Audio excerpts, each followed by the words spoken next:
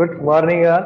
I am very happy आज जब सब लोगों ने टाइम निकाला, और इस समय जैसे कि अब लॉकडाउन खुल रहा है तो ये शो करता है कि आप अपने जो समय से, अपने वर्क से आज जो टाइम निकाला है उसके लिए मैं सबको मुबारकबाद देता हूँ। अभी हमारे पास लगभग, अगर लोकमान जी को और मुझे को छोड़ दिया जाए तो we are near about 88 participants, जो कि एक वर्किंग डे में, वर्किंग आवर्स में बहुत बड़ा एक कमाल की बात है। मैं सुन रहा था बहुत सारे डॉक्टर्स, बहुत सारे ट्रेनर्स, बहुत सारे पेरेंट्स जुड़े हुए हैं हमारे साथ में। तो ये शो करता है कि आप अपनी पेरेंटिंग को और इम्प्रूव करना चाहते हैं। ये शो करता है आप ऑलरेडी एक अच्छे पेरेंट हैं, अब आप उसमें इम्प्रूवमेंट करना चाहते हैं। इम्प्रूवमेंट वही आदमी करना चाहता है जिसको पता होता है मैं उसको और बेहतर कैसे कर सकता हूँ। जिसको यही नहीं पता कि मैं इसको और बेहतर कैसे कर सकता हूँ, उसके लिए ये बात बड़ी मुश्किल हो जाती है बताने के लिए, इम्प्रूव करने के लिए कि मैं कहाँ काम करूँ, कहाँ नहीं काम करूँ।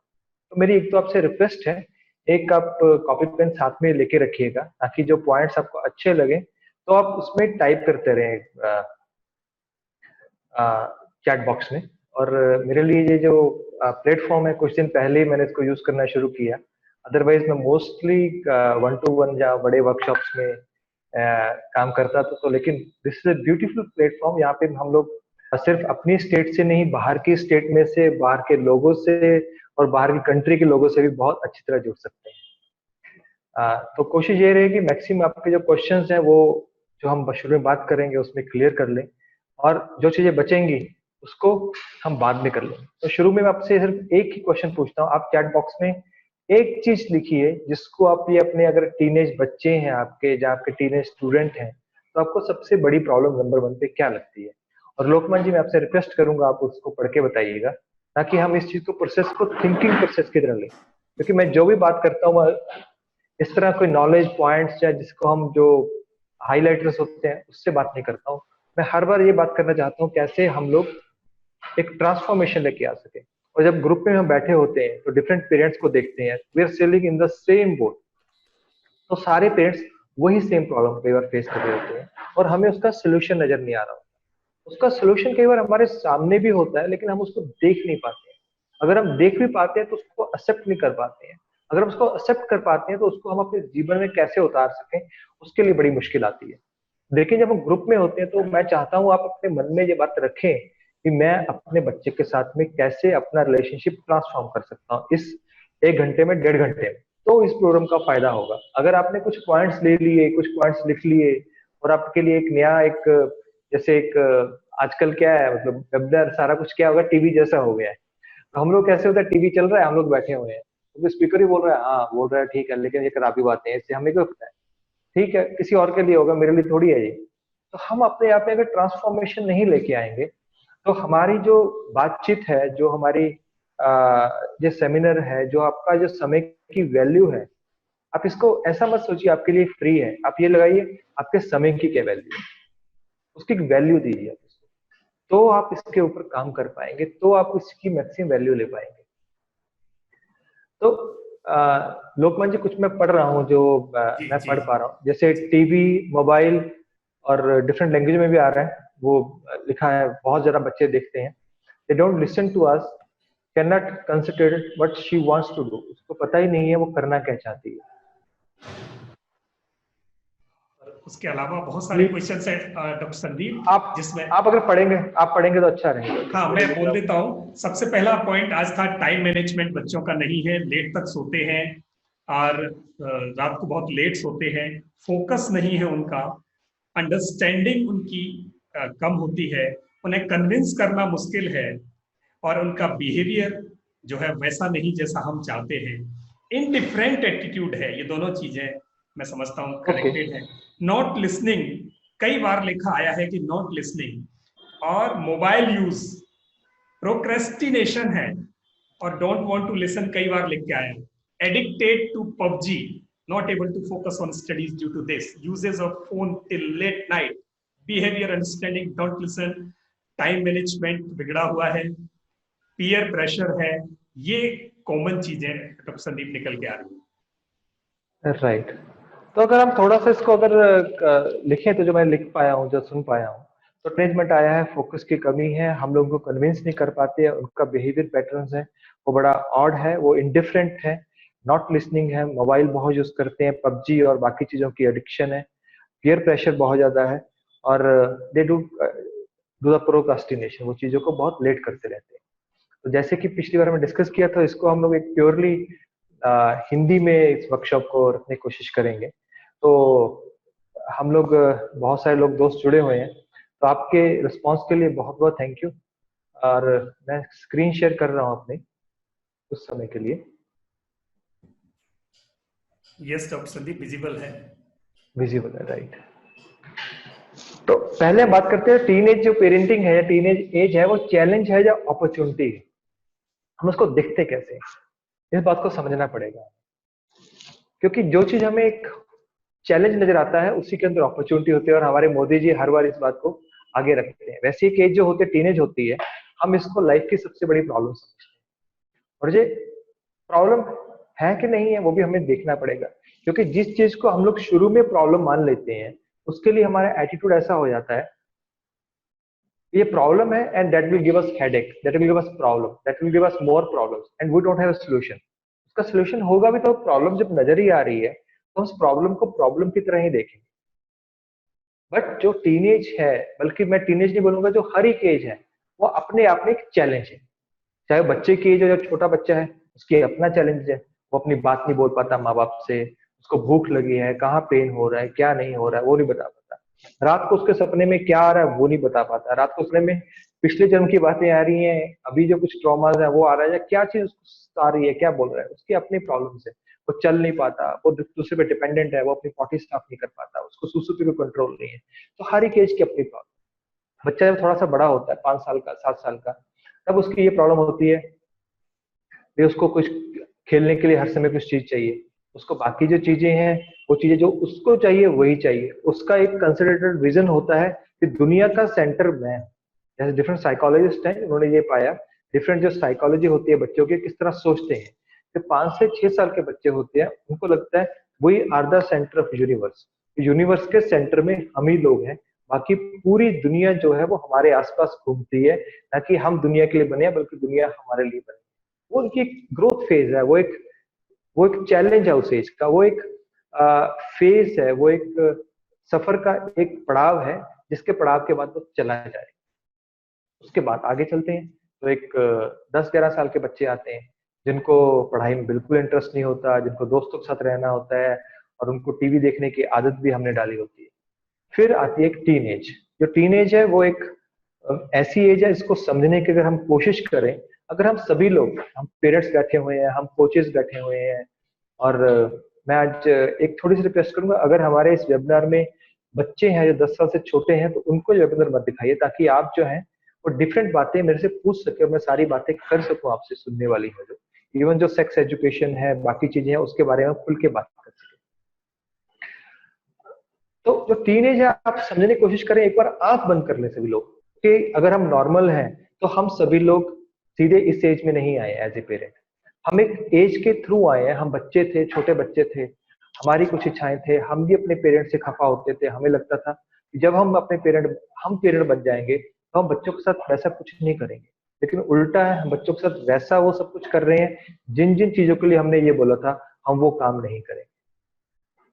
अपने आप को 10 साल के अंदर ले जाइए। अगर आपने आंखें बंद की हुई हैं, आंखें बंद करके सोचिए, अब 10 साल के थे तो आपकी प्रॉब्लम्स क्या क्या थी, जब स्कूल में जाते थे आपके टीचर कैसे थे, जब घर में होते थे तो आपकी क्या प्रायोरिटीज होती थी, आप क्या करना चाहते थे, जब 12 साल के थे तब आपके विचार कैसे थे, क्या आपको लग रहा था, क्या आपको अच्छा लगता था, क्या आपको बुरा लगता था, कैसा लगता था। जब आप 12 साल से 19 साल के बीच में थे, तो क्या क्या आपके चैलेंजेस थे, क्या क्या आपके विचार थे, क्या क्या चेंजेस थे, आपको टीचर कैसे लगते थे, अपने माँ बाप के बारे में आप क्या सोचते थे,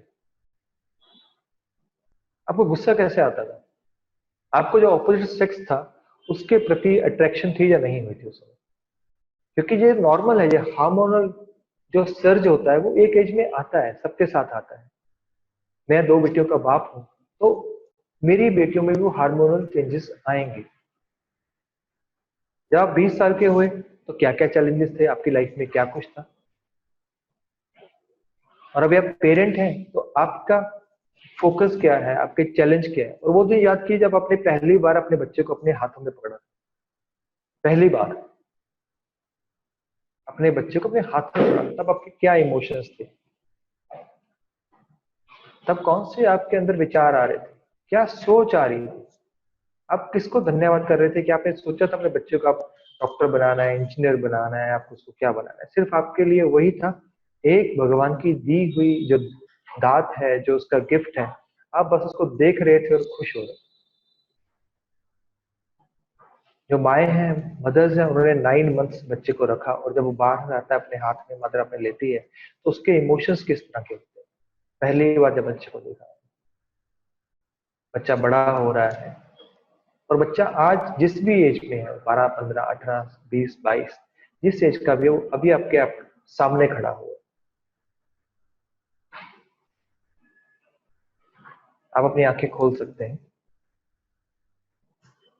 तो जो हमने बात की उससे आपको क्या महसूस हुआ, अगर आप टाइप करके बताएंगे मुझे तो बहुत बढ़िया लगेगा, क्योंकि जो वो प्रॉब्लम फेस कर रहे हैं, हम ऑलरेडी प्रॉब्लम फेस कर चुके हैं।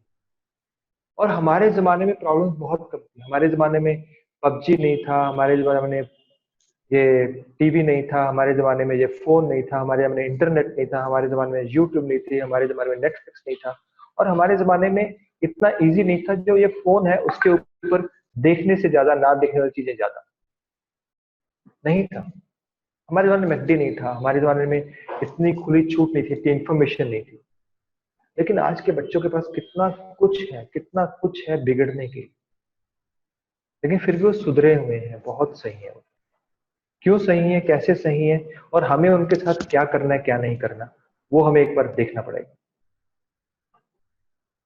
तो हम आगे बढ़ते हैं। इससे पहले कि ये जो थोड़ा सा हम धीरे हो गए थे इस बात के लिए, जो हमने छोटी सी मेडिटेशन की, बहुत सारे लोगों को टच किया वो, क्योंकि जब भी मैं ये टीनेज के बारे में, एज के बारे में बात करता हूँ, तो हमेशा पेरेंट्स को बोलता हूँ, जब आप टीनेज में थे तो आपके क्या चैलेंजेस थे, आपकी सोच क्या थी, वो सोच डेवलप की, वैसी डेवलप क्यों हुई।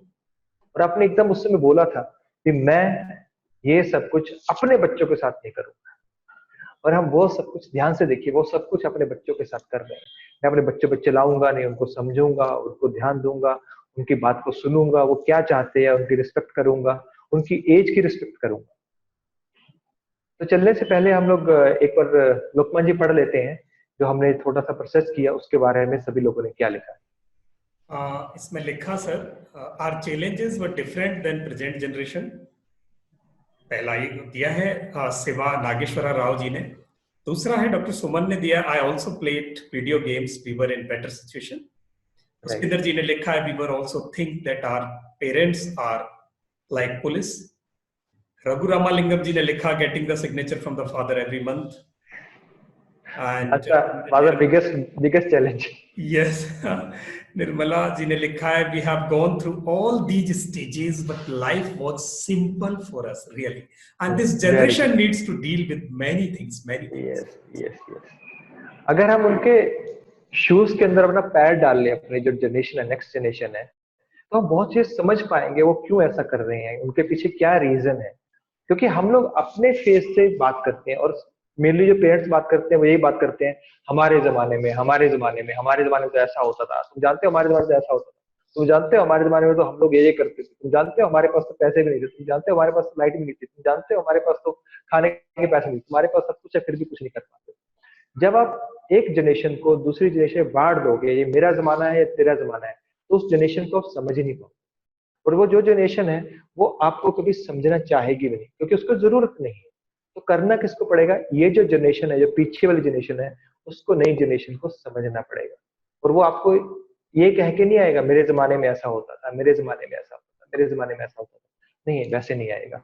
आपको नई जनरेशन के साथ चलना पड़ेगा, वो क्या चल रहा है, वो क्या कर रहे हैं और क्यों कर रहे हैं, उसके पीछे रीजन क्या है। एज ए पेरेंट मुझे पता है आपकी वरीज बहुत ज्यादा है, आपके बच्चे टीनेज में होते हैं, आपको ये होता है कि मेरा बच्चा गलत कदम उठा ले, कहीं नशे ना करने लग जाए, कहीं पे वो गलत सेक्सुअल बिहेवियर में ना पड़ जाए, कहीं पे गलत कंपनी में ना पड़ जाए, कहीं पे कोई वो क्राइम में ना पड़ जाए, कहीं वो पीछे रह गया, पढ़ाई में पीछे रह गया, कुछ नहीं कर पाया, तो वो क्या हो।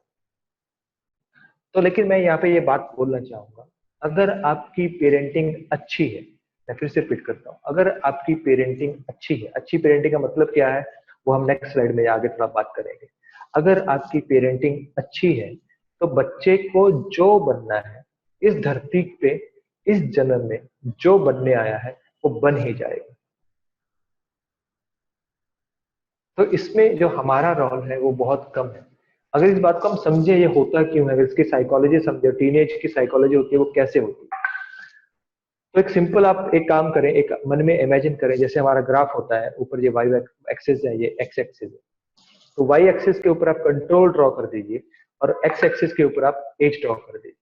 जैसे कि कॉर्नर है हमारा जो ग्राफ का है, वहां पे जीरो होगा, यानी कि जीरो एज पे बच्चे का खुद के ऊपर जो कंट्रोल है वो जीरो है। वो कुछ नहीं कर सकता, उसको सुसु के लिए, पॉटी के लिए, हर चीज के ऊपर दूसरे पे डिपेंड है। और जब पेरेंट्स को क्या होता है, पेरेंट्स को बड़ा अच्छा लगता है, हर चीज के लिए बच्चा बोलता है मैं ये कर लूं, ऐसा कर लूं, तो पेरेंट्स को बड़ा अच्छा लगता है, अरे गिर मत जाना, अरे ये मत करना, ऐसा नहीं करना।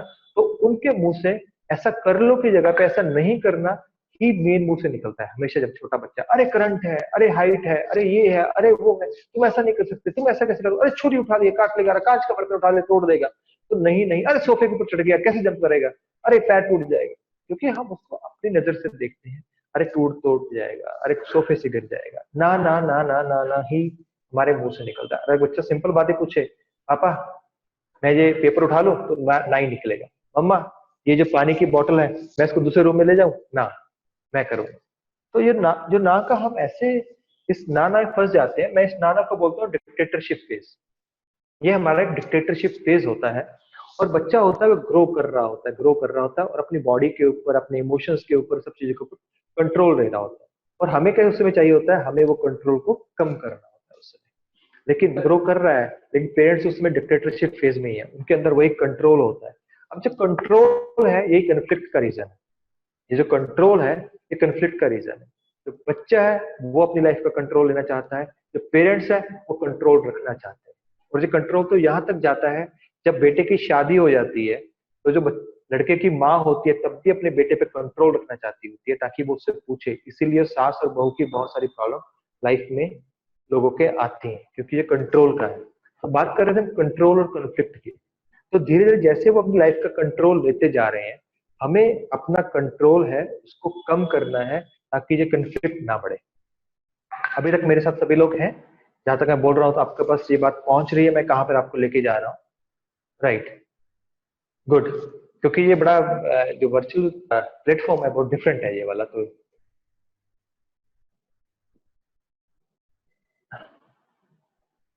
राइट।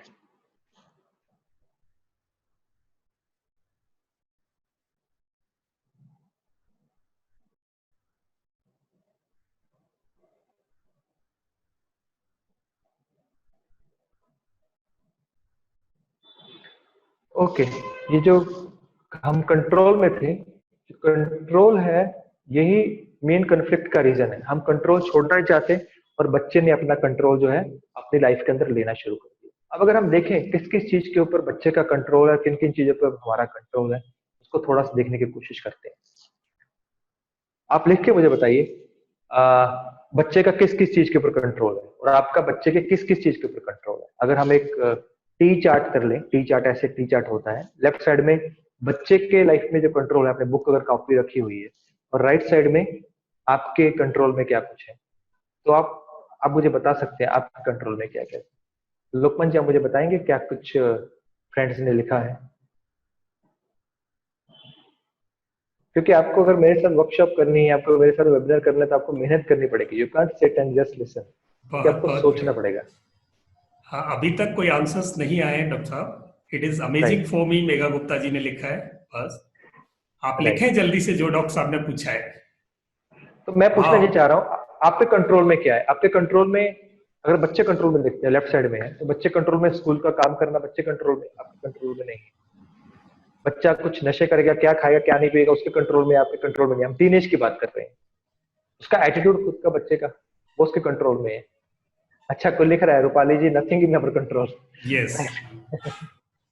तो वो कौन से, जी कौन जी। सी ड्रेस पहनेंगे वो उनके कंट्रोल में है। वो किसको फ्रेंड बनाएंगे, किसको दुश्मन बनाएंगे, किसके साथ रहेंगे, वो किसके कंट्रोल में है, आपके या उनके कंट्रोल में है? वो भी उनके कंट्रोल में है। तो वो कौन सी लैंग्वेज सीखेंगे, कौन सी लैंग्वेज बोलेंगे, क्या यूज करेंगे, वो भी उनके कंट्रोल में है। तो ये सारी चीजें जो है वो, हाँ बिल्कुल, जो फ्रेंड्स वो चूज करेंगे उनके कंट्रोल में है। वो क्या पढ़ेंगे, बिहेवियर, रूटीन, एक्टिविटी, वो सब कुछ उनके कंट्रोल में है। और हमारे कंट्रोल में क्या कुछ है? इसमें लिखा है डॉक्टर साहब, my son is 29, other is 21, so I have vast experience. Main thing phones and homework, guiding at different steps, अलग अलग मिक्स चीजें आ रही हैं, only serving them, that is it. और ज्योत्सना जी ने लिखा है कि लोकमान जी, कुकिंग कट गया हमारे आपका, कंट्रोल आवाज में। कट रहे हैं। तो हमारे कंट्रोल में ये सब चीजें नहीं है, ये बात मान लेनी चाहिए। हमारे कंट्रोल में क्या है? हमारा खुद का एटीट्यूड, हमारे खुद के जो एटीट्यूड है वो कितना पॉजिटिव है, वो हमारा उनके साथ रिलेशनशिप को बिल्डअप करने की हेल्प करेगा। हम कितने, हमारा बिहेवियर किस तरह का, वो हमारे कंट्रोल में है। कई पेरेंट्स को ये सुन के अच्छा नहीं लगेगा, मेरे को मालूम है, क्योंकि वो जो सोच रहे होते हैं वो कर रहे होते हैं।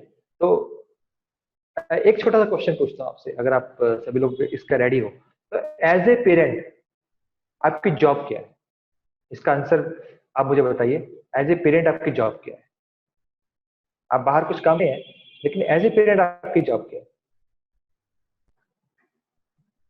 What is your job as a parent? आप लिख के बताइए मुझे, आपकी जॉब क्या है? उसको बच्चे के लिए खाना बनाना, उस बच्चे का ख्याल रखना, उस बच्चे का पढ़ाई का ध्यान रखना, क्या आप सोचते हैं? उसका आंसर आप मुझे बताइए। एज ए पेरेंट आपकी जॉब क्या है बच्चे के प्रति?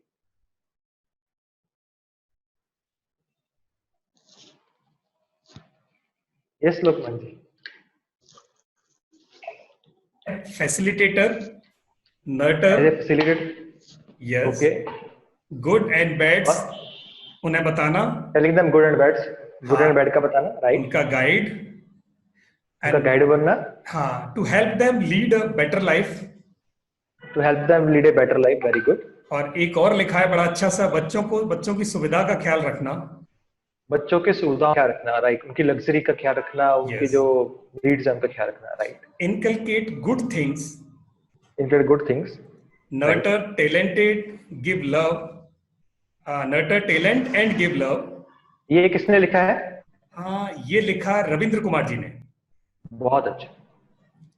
और to provide opportunities for them to grow and guide them to my great, best extent. Great, बहुत अच्छा, ये बहुत, सबने सुप्रिया जी ने बहुत लिखा। अच्छा, बहुत अच्छा, सुप्रिया जी, बहुत अच्छा, बहुत सभी लोगों ने बहुत अच्छा लिखा, बहुत अच्छा बताया आपकी एज ए पेरेंट क्या क्या जॉब है बच्चे के प्रति। तो मैं आपसे कहना चाहता हूँ, जो सब कुछ आपने बताया, जो रियल जॉब है बच्चे के प्रति आपका ये है। Your job as a parent is to love your child,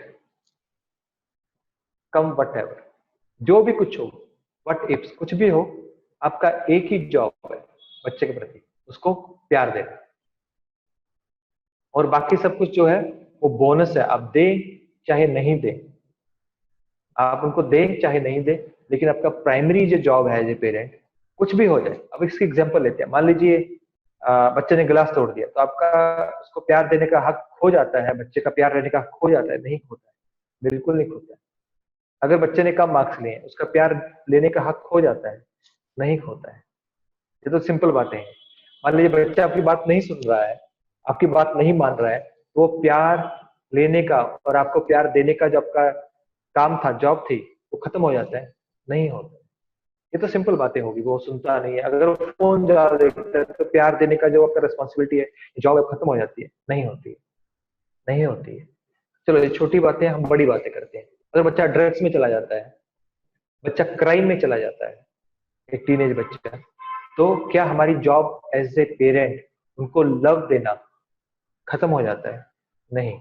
मैंने एंड में जो वर्ड लिखा है, no matter whatever and ifs. अब जो भी चीजें बोलेंगे डॉक्टर संदीप, अगर बच्चा ऐसा करे तब भी हमारा प्यार जाना चाहिए या खत्म हो जाना चाहिए हमारा? नहीं। एज ए पेरेंट आपका उसको पढ़ाना, आपको अच्छी वैल्यूज देना, जो भी चीजें हैं वो सेकेंडरी है। फर्स्ट जो आपका रिस्पॉन्सिबिलिटी है, फर्स्ट जॉब का जो आपका कर्तव्य है, सबसे बड़ा कर्तव्य है एज ए पेरेंट, उसको प्यार देना। अगर आप बच्चे को प्यार दे रहे हैं, तो लगभग 90% जो प्रॉब्लम है, 90% जो वरीज हैं, जो आप चीजें करना चाहते हैं, वो खत्म हो जाएगी।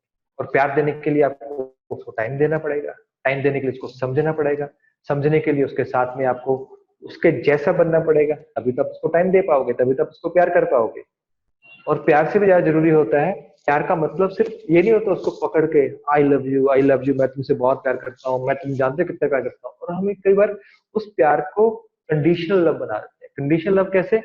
तुम अगर ये करोगे तो तुम्हें ये मिलेगा, अगर तुम ये करोगे तुम ऐसा करेगा, तुम अगर ऐसा करोगे तो बचपन में बच्चे को बोलते, बचपन से हम सिखाना शुरू कर देते, अगर तुम बच्चा ऐसा करेगा तो पापा तुमसे प्यार करेंगे, नहीं पापा तुमसे प्यार नहीं करेंगे। अगर बच्चा तुम गुड बॉय बनोगे, गुड बेबी बनोगे, तभी मम्मा तुम्हारी मम्मा बनेगी, नहीं मम्मा नहीं बनेगी। तो बच्चे को शुरू से हम वो कंडीशनल लव के अंदर डाल देते हैं, और उसके बाद हम बाद में सोचते हैं हमने तुमको प्यार दिया, नहीं, हम उनके बारे में कंसर्न है, वरीड है, बहुत ज्यादा है, एक कहीं ना कहीं हमारा प्यार हो जाता है। सोचिए जब हम बच्चे को दूसरे बच्चे से कंपेयर करते हैं, वो देखो वो बच्चा क्या कर रहा है, हम अपने आप से कंपेयर करते हैं, हमारी लाइफ में ऐसा था, तुम तो ऐसा कर रहे हो। जब बच्चे को धुतकारते हैं, गुस्से में कुछ बोलते हैं, तो मैं हमेशा बोलता हूँ, पिछले सेमिनार में मेरी जो फेवरेट एक कविता है वो तो लोकमान जी आपने बोल दिया, एक दूसरी कविता जो मेरी फेवरेट है, मेरे दोस्त हैं, मेरे मेंटर भी हैं, सरदार जसवंत सिंह जफर, तो उन्होंने बहुत अच्छी दो लाइनें बोली है बच्चों के बारे में। मैं तो आपके शब्दों का जादू हूँ, मैं तो आपके शब्दों का जादू हूँ, आपने कहा मैं हो गया, आप कहोगे मैं हो जाऊंगा। आप जो कहोगे बच्चा वैसा बन जाएगा, आप बच्चे को प्यार दोगे तो बच्चा प्यार से भर जाएगा, उस प्यार के अंदर आप कुछ मर्जी करवा लो उससे, क्योंकि प्यार से आप सारा काम करवा सकते हो। हम बोलते हैं हमने प्यार से बोल लिया, हम क्या बोलते हैं, थोड़ा प्यार से बोला, अरे नहीं किया, फिर से हम क्या करते हैं, डांटते हैं, डांटते नहीं है तो उसको मारते हैं, अगर मारते नहीं है तो उसे गुस्सा हो जाते हैं, गुस्सा नहीं होते तो बच्चा जो होता है, जब टीनेज होता है, अपने रूम में जाता है और अपना दरवाजा बंद कर देता है, और फिर हम बोलते हैं हे भगवान आज के बच्चे कैसे हैं। हमारे जमाने में तो हम कभी ऐसा हिम्मत नहीं पड़ी थी हम अपने माँ बाप से ऐसी बात कर सके। तो हमें समझना पड़ेगा जमाना बदल रहा है, जो 21वीं सदी है वो बिल्कुल डिफरेंट है, हमें बच्चों के साथ चलना पड़ेगा, उनको समझना पड़ेगा। और हमारा बच्चों के लिए एक ही कर्तव्य है, सिर्फ एक ही कर्तव्य है, ये पहला है, बाकी सब कुछ बोनस आपने लिखा हुआ बहुत जरूरी है, उनको पढ़ाना लिखाना अच्छा खाना देना वो एक बोनस है जो हम देते हैं एज ए पेरेंट। अगर आप नहीं भी देते हो तब भी बच्चे बहुत कुछ बन जाएंगे। मेरे पास तो हजारों एग्जाम्पल्स हैं जहाँ पे पेरेंट्स बहुत गरीब थे लेकिन बच्चे बहुत बड़े एंटरप्रेन्योर्स बने, जहाँ बच्चे बहुत गरीब थे पेरेंट्स बहुत बड़े ऑफिसर्स बने। तो आप जो दे रहे हैं वो एक, आप उसको प्यार के साथ रिप्लेस नहीं कर सकते, मैंने तुमको ये दिया तो प्यार का थोड़ा कटौती कर देता हूँ, नहीं, उसमें तो आपको 100% देना ही पड़ेगा, कुछ भी हो, no matter whatever and ifs, जो भी इफ्स बोले डॉक्टर संदीप, मेरा बच्चा अगर ऐसा करे तब भी मैं प्यार करूँ उसको, मेरा आंसर हमेशा हाँ। अच्छा मेरा बच्चा किसी कत्ल करके आए तब भी उसको प्यार करूं, हाँ, इसका आंसर भी यही है। हाँ उसने जो गलत किया उसकी सजा उसको कानून देगा, जो भी होगा देगा, लेकिन एज ए पेरेंट आपका प्यार है वो कम नहीं होना चाहिए। जैसे कि खलील गिबरान की जो कविता थी उसमें वो वही बात बोल रहे हैं, हमेशा वही बात बोल रहे हैं, जो बच्चे हैं वो आपके नहीं है, ये मान के चलिए, वो आपके थ्रू आए हैं, उन्होंने चूज किया आपकी बॉडी के थ्रू आने का इस दुनिया में, वो आप नहीं है। डॉक्टर संदीप की दो बेटियां हैं, वो छोटे संदीप नहीं है, मैं उनको छोटा संदीप बनाने की कोशिश करूंगा, मैं तो खुद तो इम्परफेक्ट हूँ, वो तो उनको भी इम्परफेक्ट इंडिविजुअल बनाऊंगा मैं, जो कि सही नहीं है। वो एक थ्रू आया, वो उनकी खुद की एक जर्नी है, खुद का एक टारगेट है, वो इस धरती पे आए हैं, खुद उसकी ग्रोथ करेंगे, खुद बनेंगे।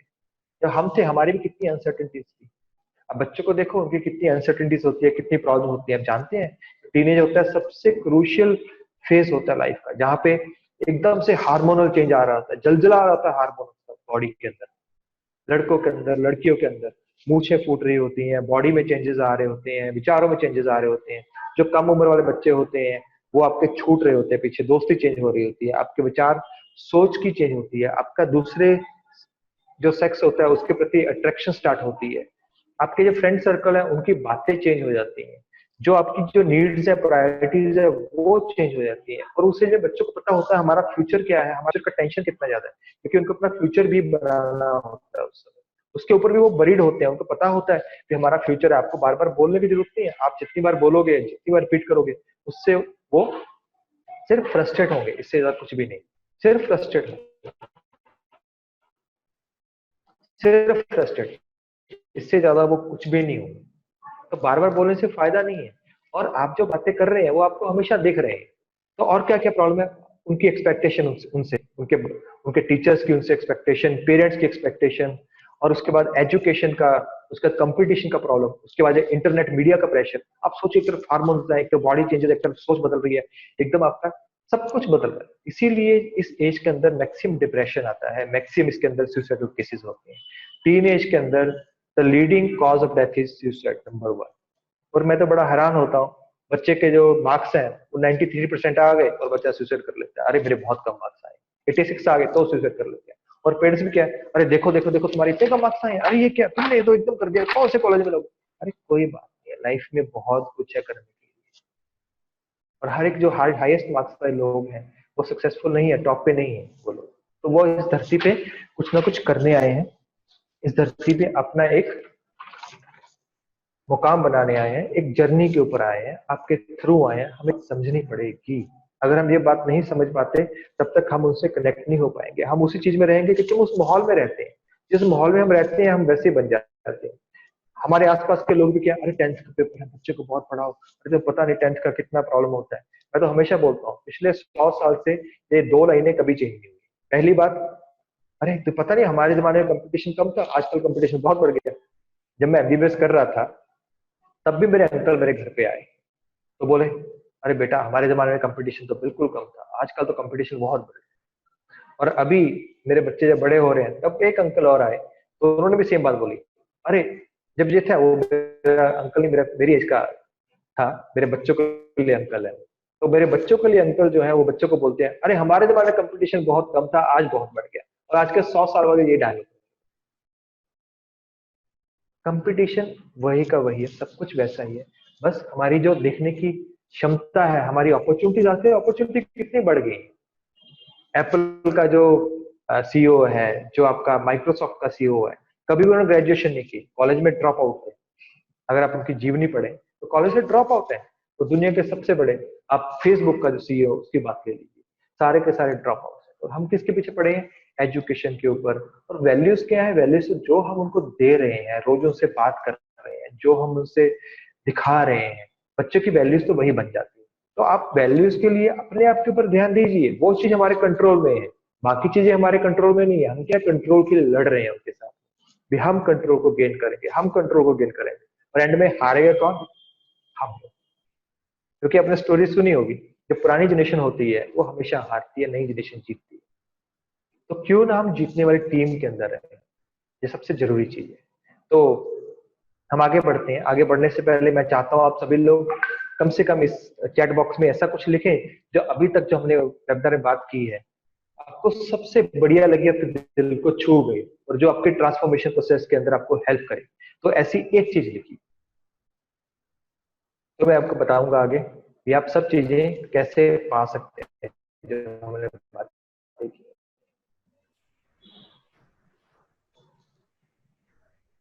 Unconditional love to kids, Manmeet ji ने ग्रेट, लिखा। Thank you Manmeet ji. Very good Manmeet, very good Manmeet. Shilpa ji ने लिखा अनकंडीशनल लव। तजिंदर जी ने लिखा our role is to only love. Gagan ji ने लिखा है loving kids unconditionally. Atul ji ने लिखा to give love only to your kids. और गुलाटी जी ने लिखा प्रैक्टिकल। प्रैक्टिकल ट्रेन, बहुत बढ़िया। डॉक्टर दीप ने लिखा respect them as an individual. Wow, very good, वाह, beautiful beautiful. I am really touched, moved and inspired. जिस तरह से आप सभी लोग जुड़े हुए हैं और रिस्पॉन्ड कर रहे हैं, that means something is happening inside you and changes are coming. तो हम लोग इसको और आगे लेके जाते हैं इस बात को। तो ये सब कुछ होगा कैसे, तो कुछ चीजें यहाँ पे लिखा है। टीनेज पेरेंटिंग में एक पेरेंट के अंदर कौन कौन सी क्वालिटीज होनी चाहिए। हमेशा क्या बोलते हैं हम लोग ने अभी तक किया था, बच्चों की प्रॉब्लम्स। तो जब तक ये क्वालिटीज पेरेंट्स में नहीं होगी, जब पेरेंट्स के बिहेवियर में चेंजेस नहीं आएगा, जब चीजों पेरेंट्स के कंट्रोल में है, ये सब चीजें कंट्रोल में है पेरेंट्स के, जो कर सकते हैं उनका खुद का बिहेवियर बच्चों के साथ में। तो वो क्या क्या चीजें हैं, जो पहली चीज है वो है पेशेंस। कुछ भी हो जाए आपको अपनी पेशेंस लूज नहीं करनी है। मैंने मोस्टली पेरेंट्स की जिनकी काउंसलिंग करता हूँ, जो मेरे पास आते हैं, तो सबसे बड़ी बात क्या होती है, बच्चा कुछ बोलना शुरू करता है तो पेरेंट्स ही बोलना शुरू करते हैं। बच्चा थोड़ा सा और बोलता है, पेरेंट्स थोड़ा सा और बोलते हैं। बच्चा थोड़ा सा और बोलता है, पेरेंट्स थोड़ा सा और बोलते हैं। वो आपके कंपिटिटर्स नहीं है, आपकी एज के नहीं है, वो आपके बच्चे हैं। वो कुछ बोल रहे हैं, समझो वो कहाँ से बोल रहे हैं, उसके पीछे रीजन क्या है। कई बार शब्द कुछ और होते हैं, भावनाएं कुछ और होती हैं और कहने का मतलब कुछ और होता है। हम क्या होते हैं, जो फर्स्ट एक्सप्रेशन होता है उसी पे हो जाते हैं, उस पर रिएक्ट करते हैं। और जब हम रिएक्ट कर रहे होते हैं तो उस समय हम रिस्पॉन्ड नहीं कर सकते किसी के साथ में। तो आपको करना क्या है, वो अगर कुछ कर रहे हैं आपको रुकना है, सुनना है, उसकी बैकग्राउंड देखनी है। अगर ऐसा कर रहा है तो क्या कर रहा है बच्चा, आके बच्चा एकदम स्कूल से चिड़चिड़ाहट हो रहा है, बस्ता फेंक रहा है, अपना बैग फेंक रहा है और बोलता है कल को मैं स्कूल नहीं जाऊंगा, मेरा स्कूल बहुत बेकार है, बहुत बेकार है। सुनिए वो क्या कह रहा है। क्या टीचर बेकार है? हाँ या नहीं पूछो, हाँ बेटा टीचर बेकार है तो बताओ क्या हुआ, टीचर ने कैसे बोला, क्या बोला, तो उसको बताएगा क्या हुआ। कुछ पता नहीं है, उसकी मोलेस्टेशन हुई हो, क्या पता उसके किसी झगड़ा हुआ हो, क्या पता उसके कोई आ, किसी ने ईगो हर्ट की हो, क्या पता उसको किसी ने बुली किया हो, वी डोंट नो। और आजकल तो बुलिंग इतनी बढ़ गई है, नियर अबाउट बहुत सारे बच्चे जो इवन इंटरनेट के ऊपर इतनी बुलिंग होती है, बहुत सारे बच्चे उसकी वजह से सुसाइड कर रहे हैं। और बहुत सारी चीजें आजकल ऐसी ऐसी हैं जो मुझे पता भी नहीं है, मैं तो नेट से पढ़ता हूँ, न्यूज में बहुत कम सुनता हूँ। ये जो अपनी ब्लू वेव गेम है, पता नहीं कौन कौन सी गेम है, उसमें ऐसे टास्क दिए जाते हैं, वो एक रीजन है। उनका किसी से ब्रेकअप हुआ है, दोस्तों छूट गए हैं, क्या हुआ क्या नहीं, पे सुनना बहुत जरूरी है। सबसे जरूरी चीज पेरेंट्स की क्या क्या है, पेरेंट्स और पेरेंटिंग और पेशेंस, तीनों चीज इकट्ठी चलती है। अगर हमारे पास ये पेशेंस नहीं है, अगर वो भी कुछ बोल रहे हैं, हम भी कुछ बोल रहे हैं, वो भी कुछ बोल रहे हैं, हम भी कुछ बोल रहे हैं, वो भी कुछ बोल रहे हैं, तो धमाका ही होगा, कुछ नहीं होगा। फिर हम सोचते हैं अरे ये बच्चे सुनते नहीं है, कितने बेवकूफ है, अरे बात समझते नहीं। हमें एक बात समझनी पड़ेगी, दो चीजें होती है। जो फर्स्ट चीज होती है वो होती है इंटेलिजेंस, दूसरी होती है मेच्योरिटी। यस, तीन ही बच्चों में इंटेलिजेंस होती है, और जब हम उस एज पे थे तो हमसे वो एटलीस्ट 10% ज्यादा इंटेलिजेंट है। आप ये मान के चलिए, जो साइंटिफिक रिसर्च है। देखिए जो मेच्योरिटी है, जो ब्रेन है, वो लगभग 22 साल तक स्टेबल होता है, तब उसमें मेच्योरिटी आती है।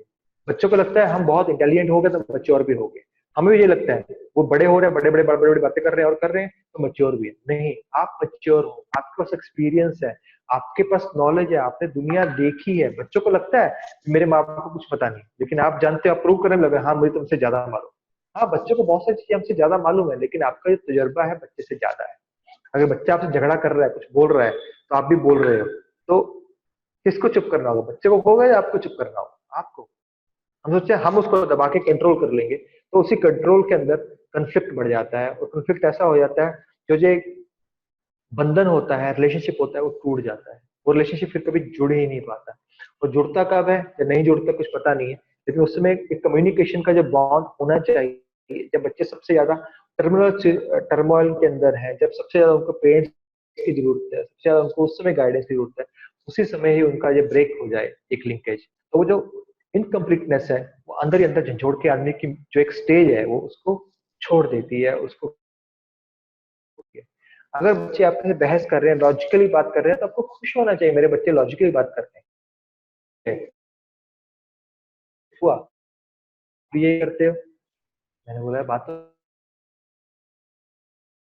तो मेरे से बहस कर रही है, मेरे से आगे बोल रही है, लेकिन मैं इस बात पे खुश हुआ जो उसने लॉजिक दिया, वो बहुत बढ़िया था, बहुत जबरदस्त लॉजिक था।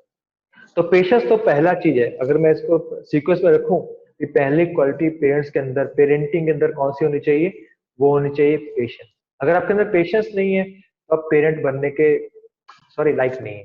तो पेरेंट के लिए पहली क्वालिटी ये होनी चाहिए, पेशेंस। हाँ मैं जानता हूँ, जब आप पेरेंट बनने के लिए हमें कुछ सोचा नहीं है, एक समाज का विधि बनी हुई है। सभी लोग एक एज में आते हैं, उनको नौकरी चाहिए, सभी लोग एक एज में आते हैं, उनकी शादी होनी चाहिए, सभी लोग एक एज में आते हैं, उनको बच्चे पैदा करने होते हैं, सभी लोग एक एज में आते हैं, बच्चे स्कूल में जाना चाहिए, सभी लोग एक एज में आते हैं, बच्चों की शादी करनी होती है, सभी लोग एक एज में आते हैं, बच्चों की शादी कर उनके बच्चे होने चाहिए, उनके बच्चों के फिर स्कूल में जाना चाहिए, सर्कल चलता रहता है। हमें पता भी नहीं हम सर्कल में कैसे चल रहे हैं, क्योंकि मशीन की तरह। पर आपने चूज किया है, ये मान के चलिए, आपने चूज किया है, कि जो आत्मा है आपके थ्रू इस दुनिया में आएगी, जो आई है वो दिव्य आत्मा है। अब याद कीजिए, आपके घर के अंदर ऐसा नहीं है कोई बच्चे पैदा हुए हैं, आपके घर के अंदर भी गुरु नानक, कृष्ण, बुद्धा, वो सभी लोग पैदा हुए हैं, लेकिन हमें वो नजर नहीं आते। आपके घर में मीरा पैदा हुई है, आपके घर में लक्ष्मी पैदा हुई है, आपके घर में के अंदर भी महावीर पैदा हुए हैं, लेकिन हम उस और मानते हैं। अगर वही काम हमारा बच्चा करता है तो वो गुनाह करता है, बहुत बड़ा गलत बच्चा है, वो शरारती है। वही काम जो कृष्णा करता है, कोई और करता है, तो उसको हम भगवान मानते हैं। तो हम उनको, बच्चों को ऐसा क्यों देख सकते, पेशेंस से क्यों देख सकते, पेरेंटिंग को जुबान की तरह क्यों देख सकते? पेरेंटिंग एक बहुत बड़ा स्पिरिचुअल एक्सपीरियंस है, पेरेंटिंग बहुत बड़ा रिस्पॉन्सिबिलिटी है, पेरेंटिंग एक बहुत बड़ा लर्निंग एक्सपीरियंस है। वो एक बोझ नहीं है, वो एक कोई टेंशन वाली चीज नहीं है, वो कोई प्रॉब्लम नहीं है। जो टीनेज है या हमारी जो पेरेंटिंग की एज है, वो वाली कोई प्रॉब्लम नहीं है, वो एक फेज है। उस पेशेंस के साथ उसको निकाल देंगे उस फेज को, तो हम उसको इजिली पार कर लेंगे। उसी चीज में हम अगर हार गए तो उसी चीज को हम लोग वहीं डूब जाएंगे, ये मान के चलिए। तो पहला जो आपकी जो पतवार है, जो आपकी बोट है, इस जो फेज से बाहर आने के लिए है, वो है पेशेंस। दूसरी है respect the age and maturity. चाहे बच्चा वो 3 साल का है, चाहे बच्चा वो 8 साल का है, चाहे 10 साल का है, चाहे 15 साल का है, तो उसकी एक एज होती है, उसकी मेच्योरिटी होती है, उसकी रिस्पेक्ट करनी बहुत जरूरी है। अगर आप उसको तब भी बच्चा सोचते हो, हमारा क्या आदत बन जाती है वो डिक्टेटरशिप फेज की जो बात की है, और जो हमें पुचू पुचू मेरा बच्चा, मेरा गुगलू, मेरा पुगलू, अरे तुम ऐसा नहीं कर सकते, ऐसा कैसे करोगे, तुम नहीं करोगे ऐसा, तो हमारी वो आदत बन जाती है। हमें उस एज की, हर एक एज की अपनी एक सेंसिटिविटी होती है। चाहे एक बुजुर्ग है, उसकी अपनी सेंसिटिविटी है, अपनी एक रिस्पेक्ट है। एक टीनेज है, उसकी अपनी एक रिस्पेक्ट है, अपनी एक ईगो है। मैं अपने जो मोटिवेशन वर्कशॉप है, पेरेंटिंग वर्कशॉप है, उसके अंदर हमेशा बोलता हूँ, किसी आदमी को मारना है, खत्म करना है और उसको जिंदा लाश बनाना है, तो उसकी ईगो को खत्म कर दीजिए और कुछ मत कीजिए। आपने उसकी ईगो को खत्म कर दिया तो आपने जो लाइफ है वो खत्म कर दी है, अब वो चलती फिरती लाश है। क्योंकि सेल्फ रिस्पेक्ट जिसका आदमी के पास खत्म हो जाती है ना, तो उसको हम सब चीजें खत्म कर सकते हैं उसकी। फिर उसको कुछ और हराने की जरूरत नहीं है, उसकी सिर्फ सेल्फ रिस्पेक्ट खत्म कर दो, बाकी सब कुछ आपने कम कर दिया। तो आपको देखना यही है, जो आपके शब्द हैं, आपकी जो भावनाएं हैं, जो आपके एक्शंस हैं, जो आपके रिएक्शंस हैं, जो आपकी इंटरेक्शन है, जो आपकी कम्युनिकेशन है, वो उनकी सेल्फ रिस्पेक्ट को बढ़ा रही है या सेल्फ रिस्पेक्ट को कम कर रही है। अभी के अभी आंख बंद करके विजुलाइज कीजिए, आप अपने बच्चों से जब बात करते हो तो आप उनकी सेल्फ रिस्पेक्ट को कम करते हो या बढ़ाते हो? सिर्फ इतना सोच के देखिएगा, बस इतना ही। अगर आप काम उसकी सेल्फ रिस्पेक्ट को कम कर रहे हो, तो जैसे मैं बोला, एज ए पेरेंट आप अपने कुछ नंबर देते रहना। आप में पेशेंस कितनी है, 10 में से आप कितने नंबर देते हो अपने आप को, जो कॉपी रखी हुई है? आप उनकी एज को, मेच्योरिटी को रिस्पेक्ट कितना देते हैं, तो उसमें आप 10 में से आप एक नंबर दे दीजिए। अगर आपके 70% से भी ऊपर नंबर है तो आप बहुत बढ़िया पेरेंट है। अगर आपके 60% है तब भी आपके बहुत अच्छे पेरेंट है। अगर उससे कम है तो इम्प्रूव कीजिए, 70% और इम्प्रूव करने का चांस है। बिकॉज जैसे 3 इडियट में आमिर खान बोलते हैं, इम्प्रूवमेंट का चांस हमेशा होता है परफेक्शन की ओर। Perfection is not an end, it's a process. तो हमेशा परफेक्शन के अंदर भी परफेक्शन लेके आ सकते हैं। दूसरी, treat them as a adult. Adult में लिखा है मैंने, as a human being treat करना चाहिए उनको, एज ए अडल्ट ट्रीट करना चाहिए। वो आपके दोस्त हैं, जैसे हमारे संस्कृत मंत्र है उसमें बताया हमें, हमारे इवन हमारे तो जो पुराने बुजुर्ग थे सभी लोगों ने यही बताया, 5 साल तक बच्चे से लाल लड़ाना चाहिए, 5 वर्ष लालने, उसके बाद 10 वर्षीय ताड़ने। 10 बच्चे तक बच्चे के ऊपर, मैं 10 नहीं बोलता, 8 साल बोलता, लगभग बच्चा 12 साल का है, उसको डिसिप्लिन सिखाइए, उसको जो चीज सिखाना चाहते हैं सिखाइए, आप कैसे भी सिखाइए, राइट। लेकिन मारना पीटना नहीं है उसमें, सिखाने के बहुत सारे बहुत और तरीके होते हैं। क्योंकि हम आज टीनेज की बात कर रहे हैं, हम सिर्फ टीनेज की बात करेंगे। और जब बच्चा 10 साल के बाद, 5 साल आपने लाड लड़ा लिया, 8 साल बच्चे को आपने एक डिसिप्लिन ले आया, उसके बाद मित्र बनते, उसका बच्चा आपका दोस्त बन जाना चाहिए, उसकी अडल्ट की तरह रिस्पेक्ट होनी चाहिए। आपको वो पूछेगा, मैं ये कपड़ा ठीक लग रहा है, आप उससे पूछिए, ये करें, उसकी एक रिस्पॉन्सिबिलिटी दीजिए घर के अंदर, ये काम करना है, उसको इन्वॉल्व कीजिए घर के अंदर, घर के डिसीजंस है उसके अंदर उसको इन्वॉल्व कीजिए, तभी तो वो अटैच होगा चीजों के साथ। आप तो उसको बोलते हो, अरे तू बच्चों वाला काम है, तू काम कर अपना, अरे तू वो कर अपना, पढ़ाई कर।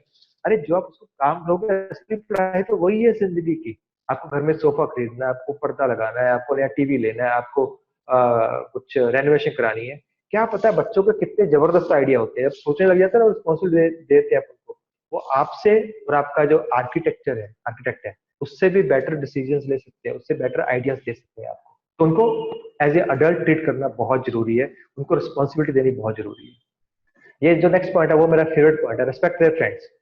आप देखिए, जो बच्चे होते हैं टीनेज में बहुत इमोशनल होते हैं, अपने दोस्त को लेके तो वो इतने पॉजिटिव होते हैं, मतलब तो ऐसे होते हैं ना, जैसे अपने वो धर्मवीर की जोड़ी देखी होगी, या आपने शोले मूवी देखी होगी, जय वीरू की जोड़ी देखी होगी, वैसे होते हैं उनकी स्टेज में, वैसी ही रिस्पेक्ट होती है फ्रेंडशिप के लिए। मतलब दोस्ती के लिए साला कुछ भी करेगा, जान दे देंगे अपनी, मतलब कुछ भी होगा, मार पिटाएंगे, जो मर्जी कर देंगे। मतलब दोस्त के लिए दोस्त है, वो कुछ भी गलत करे वो सही है। जब हम थे, हम भी तो ऐसा ही करते थे। हमारा लॉजिकल माइंड उस समय काम नहीं करता, हमारी फ्रेंडशिप का जो माइंड है, जो हमारा एक इमोशनल माइंड है, वो काम करता है दोस्ती के अंदर। क्योंकि हमें उस समय एक ग्रुप चाहिए होता है, हमें जो ग्रुप देता है उनको एक सेल्फ रिस्पेक्ट देता है, जो ग्रुप होता है उनको एक सेल्फ आइडेंटिटी देता है, जो ग्रुप होता है वो उनको एक, जो बाकी ग्रुप्स होते हैं, स्कूल होता है, उसके अंदर एक प्रेजेंटेबल फेस देता है। तो वो उस ग्रुप से बिलोंग करते होते हैं और उस ग्रुप की बहुत रिस्पेक्ट करते होते हैं। अगर बच्चा वो घर पे आता है, आपके पास दोस्त आता है, बोलते हैं अरे वो बेवकूफ है, उसको घर में बताने जा, मेरे घर में घुसा देख लेना, तो बच्चों को बहुत मस्ती है। लेकिन आप उनके फ्रेंड से फ्रेंडशिप करोगे, उनके फ्रेंड की रिस्पेक्ट करोगे, आपके लिए बहुत अच्छा है। पहली बात, उसके फ्रेंड से आपको ये पता चलेगा उसका जैसा फ्रेंड है, उसका बच्चे का आपका सर्कल कैसा है, वो कैसे लोगों के साथ रह रहा है। आप उसके फ्रेंड हो, उसकी रिस्पेक्ट कर रहे हो, तो फ्रेंड भी आपसे कम्युनिकेट कर सकता है कभी भी। बच्चे के प्रति उसकी भी एक रिस्पॉन्सिबिलिटी रहेगी, हाँ इसके पापा है, मैं इससे खुल के बात कर सकता हूँ, मेरे को गलत नहीं समझेंगे। तो आपको वो बात करेगा, फिर बच्चा कुछ गलत कर रहा है, कुछ भी कर रहा है, वो आके बताएगा, बहुत जरूरी है। तो हम क्या करते हैं, उसके फ्रेंड को बोलते हैं अरे वो निकम्मा क्या करेगा, उसका साथ छोड़ो। नहीं, उसने अपना फ्रेंडशिप चूज की हुई है, वो उसके कंट्रोल में है। आप बोलते भी रहोगे तब भी वो उसको चेंज करने वाला नहीं है, आप कहते भी रहोगे इसको चेंज कर दे, तब भी वो चेंज नहीं करेगा, नहीं करेगा या नहीं करेगी, दोनों बातें। ट्रस्ट, आपके बच्चे ने बोल दिया, वो उससे झूठ बोल रहा हो, गलत बोल रहा हो, उसको ट्रस्ट करना बहुत जरूरी है। हम क्या बोलते हैं, उसको पहले लॉजिकल सोचते हैं, अरे झूठ ही बोलता होगा ये तो, मैं तेरे दोस्त से पूछता हूँ, टीचर से पूछता हूँ। उसको ट्रस्ट करो। अपने बच्चे को हम ट्रस्ट नहीं कर सकते क्या? हम लोग को ज्यादा ट्रस्ट करेंगे, अपने बच्चे को कम ट्रस्ट करेंगे, ये तो सही बात नहीं है। उसको ट्रस्ट करो, ट्रस्ट टूटता भी है तो उसको कम्युनिकेट करो, बेटा you have broken my trust, ठीक है, इससे ट्रस्ट लेवल नीचे चला जाएगा, now you have to build your trust with me. जब तक वो ट्रस्ट बिल्डअप नहीं करोगे, तुम आगे नहीं चल पाओगे और हमारा रिलेशनशिप उस लेवल तक नहीं जाएगा। और बच्चे से जब ऐसी बातें करते हैं, बच्चे सारी बातें समझते हैं, बच्चे सारी बातें समझते हैं, बच्चे को इतना नॉलेज होता है, इतना ज्ञान होता है, इतने इमोशनल होते हैं, वो इतनी जल्दी से चीजों को पकड़ते हैं ना, इन चीजों को कमाल के तरीके से पकड़ते हैं। मतलब मैं तो हैरान होता हूँ, जितना टीनेज की एज में इतना लोग बच्चे चीजों को पकड़ते हैं, समझते हैं, उसको अपनी लाइफ में उतारते हैं, कमाल। उनको बोल दो बॉडी बहुत अच्छी बनानी होती है, अच्छा जाना होता है, जिम जाना शुरू कर देंगे। लेकिन वो हमेशा देख रहे हैं, अगर आप देख रहे हैं, माँ बाप बिल्कुल आलसी है, लेटे रहते हैं, और खुद जो भी आता है गोलगप्पे खा लिए, टिक्की खा ली, ये खा लिया, वो खा लिया, और बच्चे को बोलते हैं अरे बेटा तुम एक्टिव रहो, अरे बच्चा तुम तो ऐसा करो, बच्चे तुम ये नहीं खाना गलत होता है, तो नहीं करेंगे। आपको बच्चे को जैसा बनाना है, खुद का ऐसा रोल मॉडल बनना पड़ेगा, ट्रस्ट करना पड़ेगा। Follow the rules. अगर घर में कोई रूल्स बना दिए आपने, तो वो रूल्स आपको फॉलो करने पड़ेंगे। वो आपके लिए भी लागू होते हैं। आपने बोल दिया घर के अंदर टीवी आधा घंटा चलेगा, तो टीवी आधा घंटा ही चलेगा, कम्फर्ट में। बच्चे को पता है अरे मेरे पापा जो है, वो तो मम्मा है, वो तो 1 घंटा देखती है, मोबाइल फोन देखती है। उनके लिए क्या होता है, उनके माइंड में क्या बना होता है, फ्री टाइम मतलब मोबाइल एंड टीवी। क्योंकि आप जब फ्री होते हो, आप भी मोबाइल एंड टीवी देखते हो, कुछ और करते हो, चैटिंग करते हो, बुक से बातें करते हो और करते हो। और आप बोलते हो अरे मेरे पास तो कुछ काम नहीं, तेरे पास पढ़ने का काम है। बच्चा बोलता है पढ़ाई मेरा काम नहीं, मेरे लिए तो बोझ है। तो बच्चे आपको देखते हैं, फ्री टाइम मतलब ये चीज। अगर घर में फोन ही नहीं होगा, घर में फोन आपने रख लिया, इसको लॉक करके रख देंगे, जैसे हमारे घर में हमने क्या किया हुआ है, रात को 9 बजे के बाद, 10 बजे के बाद मैक्सिमम, मतलब 9 बजे बाद तो डेली होता है, कभी कभार कुछ ऐसा काम होता है 10 बजे, हम अपना फोन बंद करके कहीं अलमारी के ऊपर रख देते हैं, जहाँ पे हमें पता ना हो कहाँ रख दिया, भूल जाते हैं उसको रख के, और अपने हम सोते हैं वहां मोबाइल को रखते ही नहीं। आपके बेडरूम के अंदर टीवी और मोबाइल नहीं होना चाहिए। वो आपकी सेहत का दुश्मन है, आपके माइंड का दुश्मन है, आपके बच्चों का माइंड का भी दुश्मन है। तो ये बात तो आप लिख के रख लीजिए। अगर आपने बेडरूम में बड़ा सा टीवी लगा के रखा हुआ है, मतलब 100 इंच का, ये बड़ा कमाल का टीवी, तो अपनी बीमारी को तो पहले ही अपने बेडरूम में लेके आ गया। और दूसरी जो अपने, आजकल तो घर में 3-3 4-4 मोबाइल होते हैं, मोबाइल को बाहर रख के आइए। और यहाँ पे एक बात और मैं, बच्चों को ट्रस्ट करने के साथ साथ में एक बात जो आई थी, रात को बहुत देर तक जागते हैं, ऐसा करते हैं बच्चे और करते हैं। इस एज में बच्चे अलग अलग तरह के होते हैं, टीनेज में। कुछ बच्चे रात को जाग के पढ़ते हैं, कुछ बच्चे दिन में जाग के पढ़ते हैं। लेकिन कुछ ऐसी चीजें होती है, आपको कंट्रोल करना जरूरी है, बच्चों को बताना जरूरी है। फोन के अंदर बहुत सारे ऐसे एप्स हैं जिसमें आप बच्चों को बोल सकते हैं, जब आप वो एप्स ऑन कर सकते हैं, ताकि आपको पता चले बच्चे ने क्या कुछ देखा है या बच्चे क्या कुछ कर रहे हैं। तो ये भी आप एक बहुत सारी चीजें, थोड़ा सा पेरेंटिंग, स्मार्ट पेरेंटिंग कर सकते हैं आप। हाँ, बच्चों को बिना पता चले, लेकिन आप बच्चे को देखिए, आप ट्रस्ट करेंगे तो बच्चे आपके साथ वो चीज आके बताएंगे, आपसे कम्युनिकेट करेंगे, मेरे साथ ये प्रॉब्लम है, क्योंकि उनको पता है मेरी हेल्प करने वाला कौन है, मेरे मदर फादर, वो क्लोजेस्ट मेरे बेस्ट फ्रेंड्स हैं। अगर आप बच्चे को लिखने को बोलते हो कि आपके 5 बेस्ट फ्रेंड्स कौन से हैं, और आपका नाम उसमें से नहीं है, तब सोचिए कुछ ना कुछ गड़बड़ी है। आपका नाम आना चाहिए उसमें से। आज ही पूछना बच्चा, अपने 5 बेस्ट फ्रेंड का नाम बताओ, सबसे अच्छे 5 इंसान आपके लाइफ में कौन कौन से हैं। आपका नाम आना चाहिए आपका उसमें। अगर आपके 70% मार्क्स हैं पेरेंटिंग में, आप बच्चे को 95% मार्क्स चाहते हैं आपके एजुकेशन में, तो ये भी हमारा एक टेस्ट है। तो एटलीस्ट आपके ये 5 में नहीं, 10 में तो आपका नाम आना ही चाहिए ना। Become friend of your child, ये मैंने बात कर ली है। गिव रिस्पॉन्सिबिलिटी, हमेशा उनको रिस्पॉन्सिबिलिटी दीजिए और बड़ी रिस्पॉन्सिबिलिटी दीजिए, कोई फर्क नहीं पड़ता क्या होगा। मान लीजिए उनको आप घर के राशन की रिस्पॉन्सिबिलिटी दीजिए, अगले 15 दिन का राशन जो है उसकी जो मैनेजमेंट है, उसकी जो इकोनॉमिक्स है वो तुम मैनेज करोगे, राइट। तो बच्चा बड़े कमाल की रिस्पॉन्सिबिलिटी लेगा, आप सोच नहीं सकते हैं। वो नए नए तरीके लेके आएगा, नई नई चीजों को इम्प्रोवाइज करेगा, तो आपने उसको रिस्पॉन्सिबिलिटी दे दी है ना। पहली बात, 90% बच्चा उसमें पास हो जाएगा इस टेस्ट में। 10% क्या है, मान लीजिए बच्चा फेल हो गया इस चीज में, बच्चे ने जल्दी अपने पैसे खत्म कर दिए, जल्दी ऐसा हो गया, तो कोई बात नहीं, सुबह उसको ब्रेकफास्ट नहीं मिलेगा, उसको भी सेम प्रॉब्लम आएगी, नई चीज भी खरीदनी है हमें तो नहीं खरीद पाएंगे, वो भी तो रिस्पॉन्सिबिलिटी फील करेगा। उससे क्या होगा, तो टीनेजर कनेक्टेड फील करेगा। मेरी टीनेजर प्रॉब्लम क्या है आती है इस एज में, बच्चे कनेक्टेड फील नहीं करते हैं। वो कंट्रोल का जो क्राइसिस जो चल रहा होता है वो हमेशा उस चीज को डोल्ड्रम्स में रखता है, प्रॉब्लम में रखता है, और कभी बच्चा उस चीज में कनेक्टेड फील नहीं करता। ये सब चीजें जो रिस्पॉन्सिबिलिटी देने से क्या होता है, बच्चा कनेक्टेड फील करता है घर में से। उसको और रिस्पॉन्सिबिलिटी दीजिए, आपके घूमने जा रहे हो तो उसको बोलो बेटा सारी टिकटें तुम बुक करो, सब कुछ तुम करो, कहाँ कहाँ जाना है तुम हमारे करो। इससे फायदा क्या होगा, आप एकदम फ्री हो गए, आप इंजॉय करने के फेज में आ गए और काम करने के फेज में वो आ गए, सारा कुछ। अभी वो आपको गाइड करेगा और उनकी नॉलेज जो होगी वो आपसे बहुत ज्यादा, मैं आपको यकीन से और अपने एक्सपीरियंस से बोल देता हूँ। और जो वो अपना प्लानिंग करते हैं वो आपकी प्लानिंग से बहुत आगे होगी। ये मैं और आपको अपने बच्चे पे गर्व महसूस होगा जब वो ऐसा परफॉर्म करेगा। लेकिन क्या है, हम लोग कंट्रोल के अंदर जैसे उसको छोटा बच्चा बड़ा होने नहीं देते। मेरे साथ तो ऐसा कितनी बार हुआ है।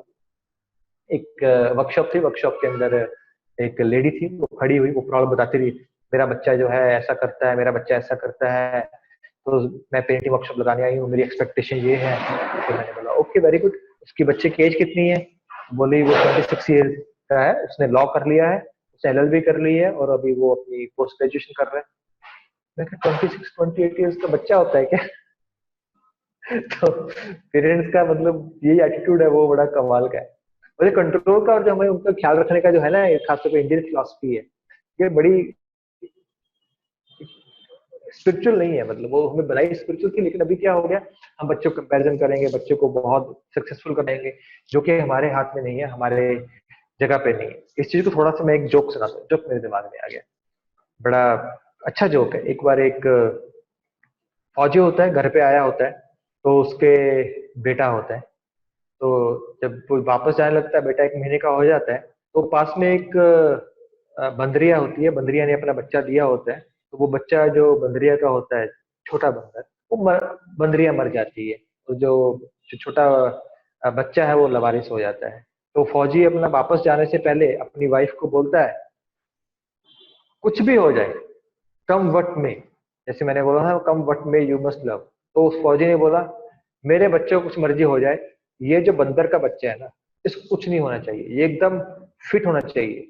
मैं 1 साल के बाद जब आऊं तो मुझे इसके बारे में कंप्लेंट नहीं आनी चाहिए, मेरे बच्चे की टेंशन तुम छोड़ दो, उसमें मेरा खून है, एक फौजी का खून है। तो जो वाइफ होती है बोलते है ठीक है। जब वापस आता है तो जो वाइफ होती है 1 साल के बाद जो आता है, वाइफ बड़ी परेशान, एकदम दुखी, एकदम बोलती है अरे वापस आ रहा है, बोलती जब आता है बोलते हैं देखो ये जो बंदर का बच्चा है ना, देखो बीमार हो गया, इतना कमजोर हो गया, इसकी हड्डियां निकल आई हैं और इसको ठंड लग जाती है, बहुत इसको एलर्जी होती है, इतनी प्रॉब्लम है इसकी, तो पता नहीं माँ इसकी नहीं है इसलिए ऐसा होता है। तो मैंने बहुत ख्याल रखा इसका, इतना ख्याल रखा, हर समय ख्याल रखती थी मैं, इसको कंबल में रखती थी, इसको बेड से नीचे उतरने नहीं देती थी, मैं इसको एकदम अपने बच्चे की तरह रखता इसको, क्योंकि फिर भी ये बीमार रहता है। बोलता अच्छा ठीक है, जो बीमार है मेरा बच्चा कहाँ पर है? बोले वो तो मिट्टी में वो खेल रहा है, वो उसको कुछ नहीं, वो ठीक है। बोला शुक्र है, ये तूने मेरे बच्चे को वैसे कर दिया था। तो तो हमारी पेरेंटिंग भी वैसे ही है, ये हम बच्चे को वो जो कंट्रोल है उसको हम नहीं करते हैं, उसको जो फ्रीडम है उसको वो फ्रीडम हम नहीं देते। इवन लव से भी जरूर है फ्रीडम। आप किसी को बोलो मैं तुमसे बहुत प्यार करता हूँ, बहुत प्यार करता हूँ, बहुत प्यार, बोलेगा थोड़ी हवा नहीं, फ्रीडम दे मुझे। तो फ्रीडम जो है वो लव से भी ज्यादा बड़ी चीज है। बी फ्लेक्सिबल, अपने ऐसा नहीं अपने मुंह से जो जबान से निकाल दिया, खासकर टीनेज से, वो पत्थर पे लिखी होनी चाहिए, मैंने ऐसा बोला तुमने ऐसा क्यों किया, मैंने ऐसा बोला था ऐसा कैसे होगा घर में, मैंने ऐसा कर दिया तो ऐसे कैसे हो सकता है। नहीं, आपने भी बहुत सारे रूल्स तोड़े हैं। क्योंकि जो पेरेंटिंग जो ये टीनेज होती है उसमें बच्चों के लिए सबसे जरूरी बात पता है क्या होती है, सबसे इंपॉर्टेंट बात क्या होती है, वो होती है एक्साइटमेंट। उनके लिए फन, एक्साइटमेंट, वो सबसे बड़ी चीज होती है। बहुत बार वो उनको अपने पीयर ग्रुप की वजह से और चीजों से रूल तोड़ के आती है, जो कि गलत है। जो कानून होगा उनको सजा देगा, लेकिन होता क्या आपको समझना पड़ेगा, टीनेज की मेंटेलिटी है, उनको एक्साइटमेंट चाहिए, आप उनको एक्साइटमेंट दे सकते हो, कैसे दे सकते हो? और इस बात में मैं आगे थोड़ा चलता हूँ, बच्चों से कनेक्शन और कैसे बैठाया जाए उनको साइड में। आप बच्चे के साथ जाओ, बच्चे बोले चल यार बाइक निकाल हम चलाते हैं, तेरे साथ चलता हूँ, अगर उसका लाइसेंस है या उसको चलाने की इजाजत देते हैं, चलो हम चलते हैं, इकट्ठा चलते हैं। मॉल में जाओ, बैठो, उससे बात करो, अरे वाह यार क्या बात है, बहुत बढ़िया, ये तो थोड़ी सी और बातें भी कर सकते हैं ताकि आपको बच्चों को लगे यार मेरा बाप तो मेरे जैसा ही है, मेरी मदर है वो मेरे को समझती है। तीसरी बात जो साइकोलॉजी वाली बात है वो ये है, जो गर्ल्स होती है उनको मेल हक की जरूरत होती है, मेल टच की जरूरत होती है। इसलिए जो गर्ल है उसका फादर के साथ अटैचमेंट होना बहुत जरूरी है, और जो बॉयज है उनका मदर के साथ अटैचमेंट होना बहुत जरूरी है, टच होना बहुत जरूरी है। वो एक उनको ग्रोथ का एक स्टिमुलस होता है, उनका एक मेच्योरिटी का स्टिमुलस होता है, उनके साथ शेयर कर सकते हैं। Believe in the process but not the least. जो हो रहा है वो सही हो रहा है, जैसा भी है भगवान ने आपको बेस्ट चाइल्ड दिया हुआ है। वो आपके घर में कृष्णा गुरु नानक को पैदा हुआ है, तो आपको कृष्णा गुरु नानक का ख्याल रखना है, उसको आपको ये डॉक्टर इंजीनियर बनाने के लिए भेजा हुआ। वो कृष्णा जो नानक है, बुद्ध है, महावीर है, वो आए हुए हैं, जो बनने आए वो बन जाएंगे, वो अपने आप। उसको चिंता करने की ज्यादा चिंता मत करिए, चिंता और चिता एक समान होते हैं। तो जितनी आप चिंता करोगे उतनी आपकी पेशेंस कम होगी, जितनी आपकी पेशेंस कम होगी उतनी आपकी पॉजिटिव एटीट्यूड कम होगा, जितना आपका पॉजिटिव एटीट्यूड कम होगा उतने आपके रिएक्शंस आएंगे, जितने आपके रिएक्शंस आएंगे उतना आपका रिलेशनशिप खराब होगा, जितना आपका रिलेशनशिप खराब होगा उतना आप अपने बच्चे से दूर होते जाएंगे। इसलिए हमको चिंता नहीं करनी है ज्यादा, जो होगा वो सही होगा। अगर आप सही कर रहे हैं, आपकी इंटेंशन सही है, आपकी पेरेंटिंग सही है, अपनी पेरेंटिंग का जो प्रोसेस है उसमें विश्वास रखिए। वो विश्वास रखना बहुत जरूरी है। हम चिंता कब करते हैं? जब हमें खुद पे विश्वास नहीं है, हमें अपने एटीट्यूड के ऊपर कंट्रोल नहीं है, हमारे अपने बिहेवियर के ऊपर कंट्रोल नहीं है। तो आगे चलने से पहले मैं सत्य जी एंड लोकमान जी फिर से आपको धन्यवाद देता हूँ, और हम अभी क्वेश्चंस ले लेते हैं जो क्वेश्चंस आए हुए हैं। तो काफी लोग पूछ रहे हैं आपका नंबर या कुछ कॉन्टेक्ट करना तो कैसे कर सकते हैं? ये मेरे ऑफिस का नंबर है और ये ईमेल है हमारी 9512788878, आप नोट कर सकते हैं। और जो ईमेल है आप हमें क्वेश्चंस ईमेल में भेज सकते हैं और व्हाट्सएप पे भेज सकते हैं 9512788878। तो लोकमान जी आप कुछ भी क्वेश्चंस हैं वो इंडिविजुअल अपने पार्टिसिपेंट है जो सबसे इम्पोर्टेंट टाइम होता है, आप उसको बता सकते हैं। यस। और अभी तक किसी के जो भी रिस्पॉन्स आए हैं वो भी आप शेयर कर सकते हैं। यस, किसी का कोई क्वेश्चन है तो आप हैंड रेज करके आप अपना माइक खोल के क्वेश्चन दे सकते हैं, या आप चैट बॉक्स में क्वेश्चन दे सकते हैं। यस, गुलाटी जी ने हैंड रेज किया, मैं उनको अनम्यूट कर रहा हूँ। गुलाटी जी आप खुद को अनम्यूट करके आप अपना क्वेश्चन बोल सकते हैं सर। आप अपने एंड से सर अनम्यूट करें Gulati ji. Yes hello hello. Yes ji Gulati. Gulati ji. हाँ, मेरी आवाज आ रही है? हाँ आपके बाद एकदम गुलाटी जी, आपका वीडियो नहीं आ रहा गुलाटी जी, आपका वीडियो भी आएगा तो एक तरह मुझे अच्छा लगेगा, मैं आपको देख पाऊंगा। लोकमान जी आप कुछ यस। गुलाटी जी का वीडियो ऑन कर सकते हैं? हाँ मैं या सॉरी हो गया हो गया हो गया हो गया जी हो गया। गुलाटी जी, जी गुलाटी हाँ जी। हाँ हाँ, नमस्कार सबको। नमस्कार जी। माय नेम इज आर के गुलाटी। प्यार से लोग मुझे doctor natural Gulati, doctor happiness Gulati and modern Gandhi अरे कहते हैं। गुलाटी साहब आपको कौन नहीं जानता है? अरे अरे, पहचान लिया तो ठीक है। बहुत बहुत अच्छा संदीप जी सेशन रहा। और मेरे प्यारे दोस्त, मेरे दादाजी, मेरी दादी, मेरे पिताजी, मेरे माता, फिर बाद में मेरी बीवी, और फिर मेरे बच्चे, फिर मेरे अब पोते पोती। अब 68 में सबसे बड़ी प्यारी मेरी माँ नेचर मदर इज मेरे दोस्त है, और सबसे ग्रेट छोटी 1.5 साल की मेरी पोती है। ग्रेट। ठीक है। और मैं कहूँगा कि मैं स्कूल में भी विजिट करता हूँ। जब बच्चे किड्स की और पेरेंट्स की मीटिंग होती है, 3 चीजें, health, happiness and Gandhi ji की फिलोसफी 150 साल में दे देता हूँ। और मैं आपको भेज दूंगा कि बच्चों का डांस भी दिन में एक बार, 1 साल से लेके आपको 100 साल की ब्रेन की मूवमेंट करनी है। बिल्कुल। ओके। राइट। सबको सबको थैंक यू, नमस्कार। Thank you thank you thank thank you you. आपका थैंक यू क्वेश्चन, गुलाटी जी। कोई क्वेश्चन हो तो? और थैंक यू गुलाटी जी। तो क्वेश्चंस और क्वेश्चन सारे, क्वेश्चन डॉक्टर संदीप जी ने कवर कर दिए मेरे लिए सारे। Thank you so much. Sanjay Bhamri ji आपका एक क्वेश्चन है, आप पूछ सकते हैं अपने को अनम्यूट करके। संजय भामरी जी आप खुद को अनम्यूट करें अपने एंड से और अपना प्रश्न पूछ सकते हैं sir. Sir, I'm Sanjay Bambre. जी संजय जी। जी संजय जी दिखाई नहीं दे रहे, आप दिखाई भी दे तो बहुत अच्छा रहेगा, हमें बड़ा अच्छा लगेगा, in case you can manage. वाह, बहुत बढ़िया जी sir. I have 2 daughters। Great. तो कभी मतलब कम्युनिकेशन और काफी चीजें हैं जो हम उनको अंडरस्टैंड नहीं कर पाते। बहुत सारी प्रॉब्लम्स आती हैं लाइफ में कि कैसे किस डायरेक्शन में जाना है और कहाँ कैसे सब चीजें स्ट्रीमलाइन हो, because sky is the limit. कैसे उनको सही क्या एज है बेटियों की, एज क्या है? One is 26 and one is 20th। Right. छोटी वाली जो बेटी अभी कॉलेज में है, अभी लॉकडाउन में भी काफी बहुत सारे ये अपना ऑनलाइन क्लासेस होती हैं या बहुत सारी चीजें हैं जो हम इतना नहीं समझ पा रहे चीजें। राइट। तो कहाँ किस डायरेक्शन में जाना है, और कई बारी कंसेप्ट उनका क्लियर नहीं होता कि भाई अर्निंग में जाएं या आजकल सब अर्निंग में जाएं या मैरिज के लिए इंटरेस्टेड नहीं होते, या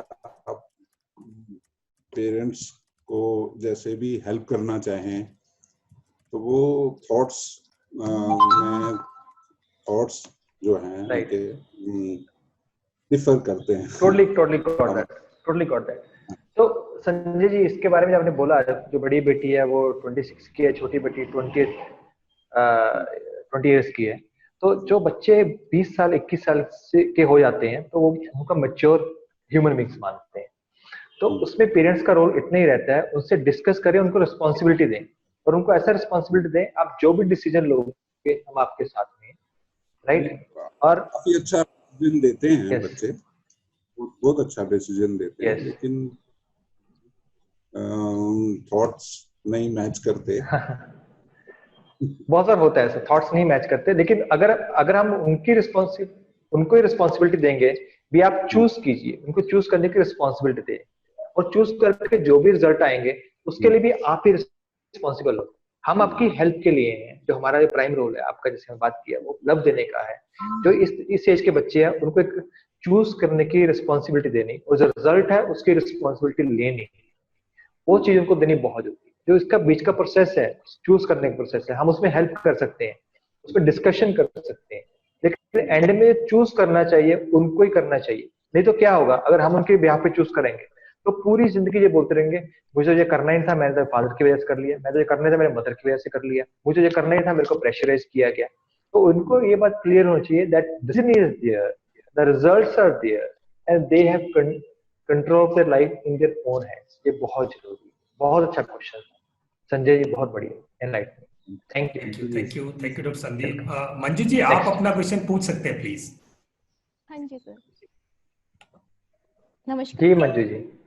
नमस्कार मंजू जी। हाँ जी सर, मैं एनएलपी की प्रैक्टिस ही कर रही हूँ, जयपुर से हूँ, और रंजीत सर वो मेरे कोच हैं। अरे वाह, he is very nice person, मैंने उनको एक बार सुना हुआ है, और बहुत अच्छे कोच हैं। हाँ जी सर, उन्होंने मुझे आज आपका लिंक शेयर किया और बहुत ही अच्छा लगा आपका सेशन अटेंड करके। तो उनको थैंक यू तो कर दीजिएगा फिर आप, अगर सेशन अच्छा लगा तो।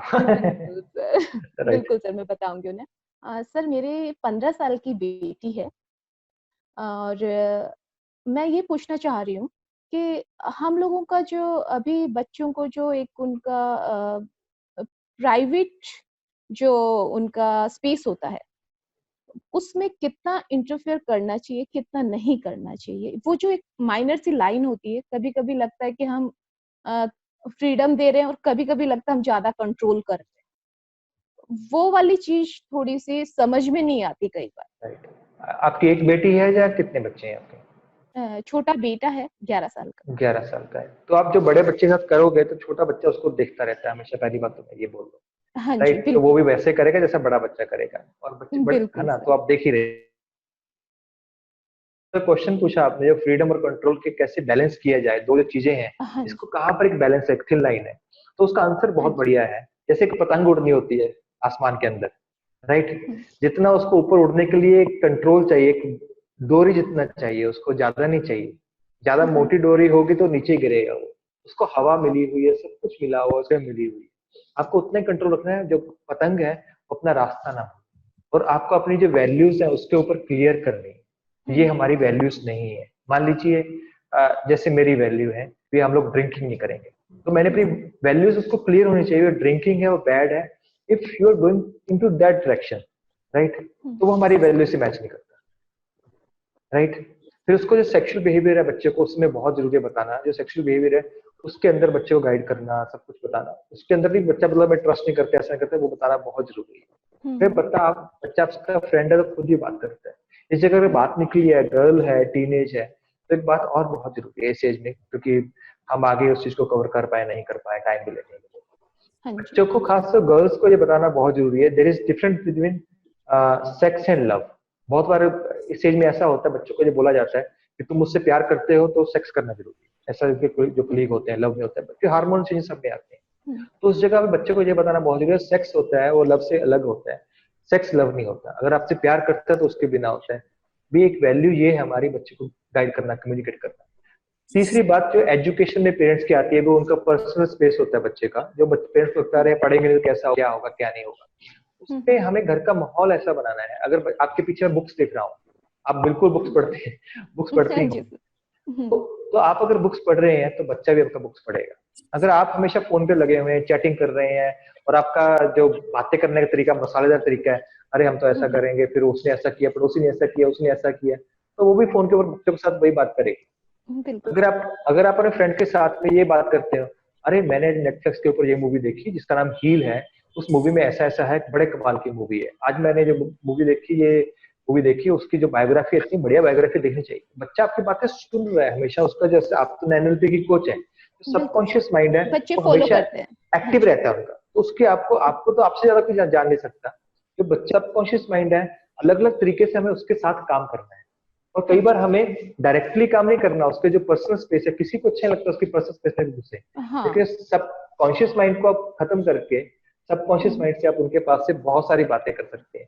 आप और आपके हस्बैंड दोनों बात कर रहे हैं, ठीक है, लेकिन बच्चा बैठा हुआ, हमें लग रहा है वो कुछ काम कर रहा है, खेल रहा है, फोन पे लगा हुआ है, लेकिन आपको पता है उसका सबकॉन्शियस माइंड वो सुन रहा है, हर चीज को सुन रहा है और उसको रिपीट करेगा। तो ये बेस्ट मौके होते हैं। और बच्चे से सबसे ज्यादा जरूरी चीज होती है जब उससे बात करनी है, एक जगह है, बहुत मजेदार जगह मेरे लिए, वो जगह है गाड़ी की बैक सीट। आप गाड़ी के आगे बैठे होते हैं, बच्चे पीछे बैठे होते हैं, आप उसमें बात करते हैं, वो उसकी जो कम्युनिकेशन होती है बहुत सही होती है, मेरा एक्सपीरियंस है ये।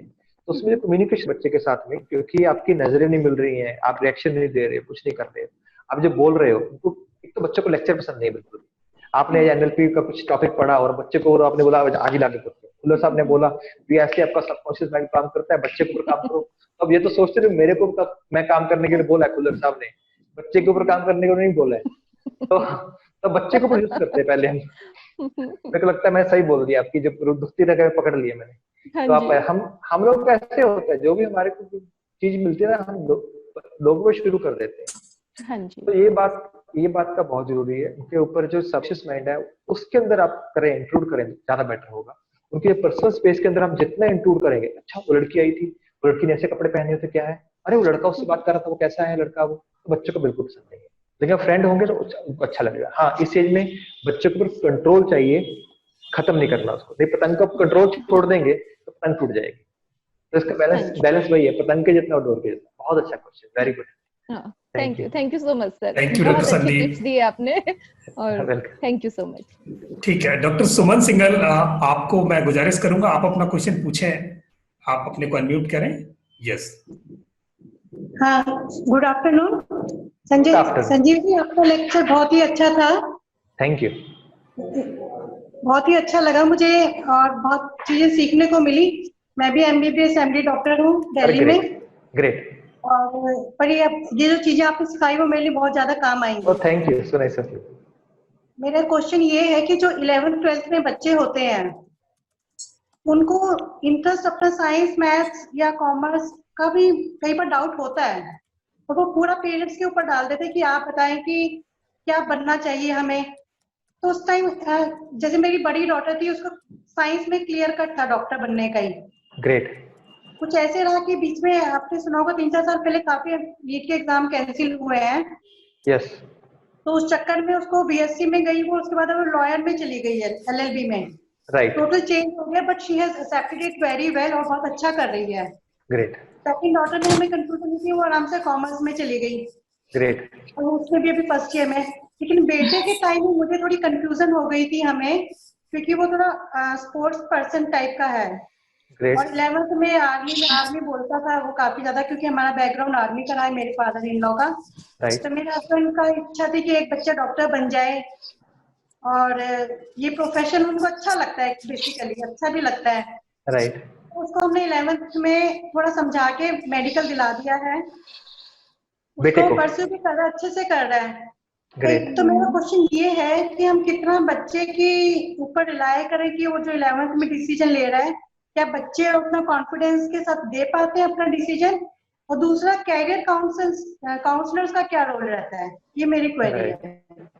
राइट। आपके दो क्वेरीज हैं, जो 11th वाला बच्चा है उसका डिसीजन है, उस पर हम ट्रस्ट कर सकते हैं, और कैरियर काउंसलर्स का क्या रोल है। राइट। बहुत बहुत अच्छा क्वेश्चन है आपका, और आपको मुबारकबाद देता हूँ। पहले तो अपने जो बेटी को, जो आपको उसको परस्यू करना था, उसको करने दिया आपने। बीइंग डॉक्टर बहुत बार ऐसा ही होता है, पेरेंट्स का भी मेरा बच्चा डॉक्टर बनना चाहिए। और हमारी साइकोलॉजी भी कैसी होती है कि हम जो हम बनना चाहते हैं और अच्छा बनना चाहते हैं, बच्चे को वैसे बनाना चाहते हैं। मान लीजिए मैं डॉक्टर बनना चाहता था, डॉक्टर बन गया, लेकिन मान लो मैं और कुछ करना चाहता, मैं बच्चा मैं नहीं बन पाया, मैं बच्चे को बनाऊं। ये इस बात के लिए आपको मुबारकबाद देता हूँ। दूसरी बात जो कह रहे हैं 11th के बच्चे को कितना ट्रस्ट करना चाहिए, आपको उसको फुल ट्रस्ट करना चाहिए, लेकिन साथ में उसको एक्सपोजर देना चाहिए। आप डॉक्टर बन रहे हो, आप बच्चा क्या डॉक्टर बनना चाहता है, आप डॉक्टर खुद हैं, आप एमडी हैं, तो डॉक्टर भी एक तरह का नहीं होता, आई का होता है, ईएनटी का होता है, गायनी का होता है, सर्जरी का होता है, और आगे सुपर स्पेशलाइजेशन होती है, एमसीएच होता है और डीएम होता है। तो ये एक लंबा प्रोसेस है।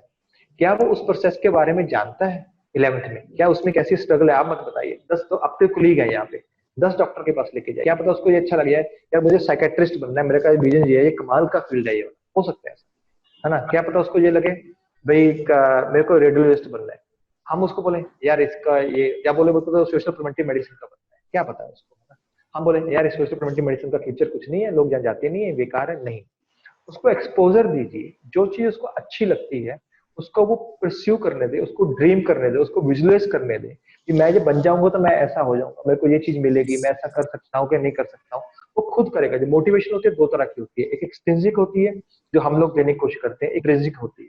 एक्सट्रिंसिक मोटिवेशन इतना काम नहीं करता है। मेनली जो ये स्टडी है, पैशन है, इंटरेस्ट है, इसके लिए इंट्रिंसिक मोटिवेशन बहुत जरूरी है। तो अपने बच्चे के अंदर इंट्रिंसिक मोटिवेशन जगाना, उसके लिए उसकी क्यूरियोसिटी जगाना, उसके लिए उसको इन्फॉर्मेशन और नॉलेज देना बहुत। और इसी के साथ में दूसरा क्वेश्चन है, उसका आंसर आ जाता है।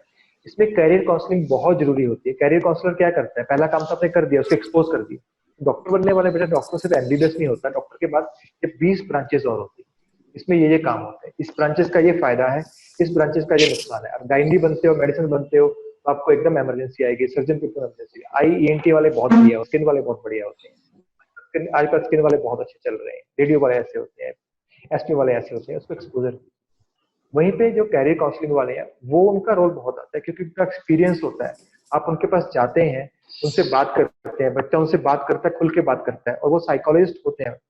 यूजुअली आजकल क्या है, उस कैरियर काउंसलर के पास चाहिए जो साइकोलॉजिस्ट हो, ताकि बच्चा उससे खुल के बात कर सके, वो अपने कंसर्न बता सके, अपनी जो प्रॉब्लम्स है वो बता सके, वो जो टीनेज के जो चैलेंजेस है वो डिस्कस कर सके, और जो साइकोलॉजिस्ट है कैरियर काउंसलिंग के साथ में, वो जो चीजें हैं उसको भी क्लियर कर सके। नहीं तो आपको जो भी जिसपे ट्रस्ट है, इवन आपका जो पड़ोसी है, आपका कुलीग है, वो भी कैरियर काउंसलर हो सकता है उस बच्चे का, जिसको इस तरह का बच्चे को गाइडेंस देने का, बच्चे से बात करने का, जब बच्चा जिससे कंफर्टेबल फील करता है। बहुत सारे बच्चे अपने मदर फादर से बहुत कंफर्टेबल फील नहीं करते बात करते। तो कैरियर काउंसलर का रोल बहुत ज्यादा अच्छा है इस उम्र के अंदर, और कैरियर काउंसलर कोई भी हो सकता है।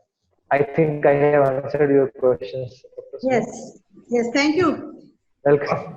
डॉक्टर संदीप, मैं इस बात में करियर काउंसलिंग में मैं अपना एक छोटा सा इनपुट देना चाहूंगा। डॉक्टर सुमन, मैं करियर काउंसलर हूँ, पिछले कई वर्षों से मैं प्रैक्टिस कर रहा हूँ। बहुत अच्छे कैरियर काउंसलर, मैं इसको ऐड करता हूँ। और मैंने अपने इस ड्यूरेशन में जितने में मैंने करियर काउंसलिंग की है, मैंने बाई चॉइस चूज किया इस फील्ड को। और इतना डीप इंसाइट मैं आपके साथ रिवील करूं कि इतने ज्यादा पेरेंट्स इंजीनियरिंग यानी आईआईटी और मेडिकल के लिए और सिविल सर्विसेज के लिए, यहाँ 3 जगह इतनी प्रॉब्लम है कि माँ बाप के कहने के बाद बच्चे इसको ऑप्ट तो कर लेते हैं, मेजोरिटी में ऐसा होता है, बट वो हिम्मत भी नहीं कर पाते कि माँ बाप को मना कर दें कि उनको डॉक्टर नहीं बनना, उनकी चॉइस नहीं है, या आईआईटी नहीं जाना, या सिविल सर्विस नहीं करना। मैं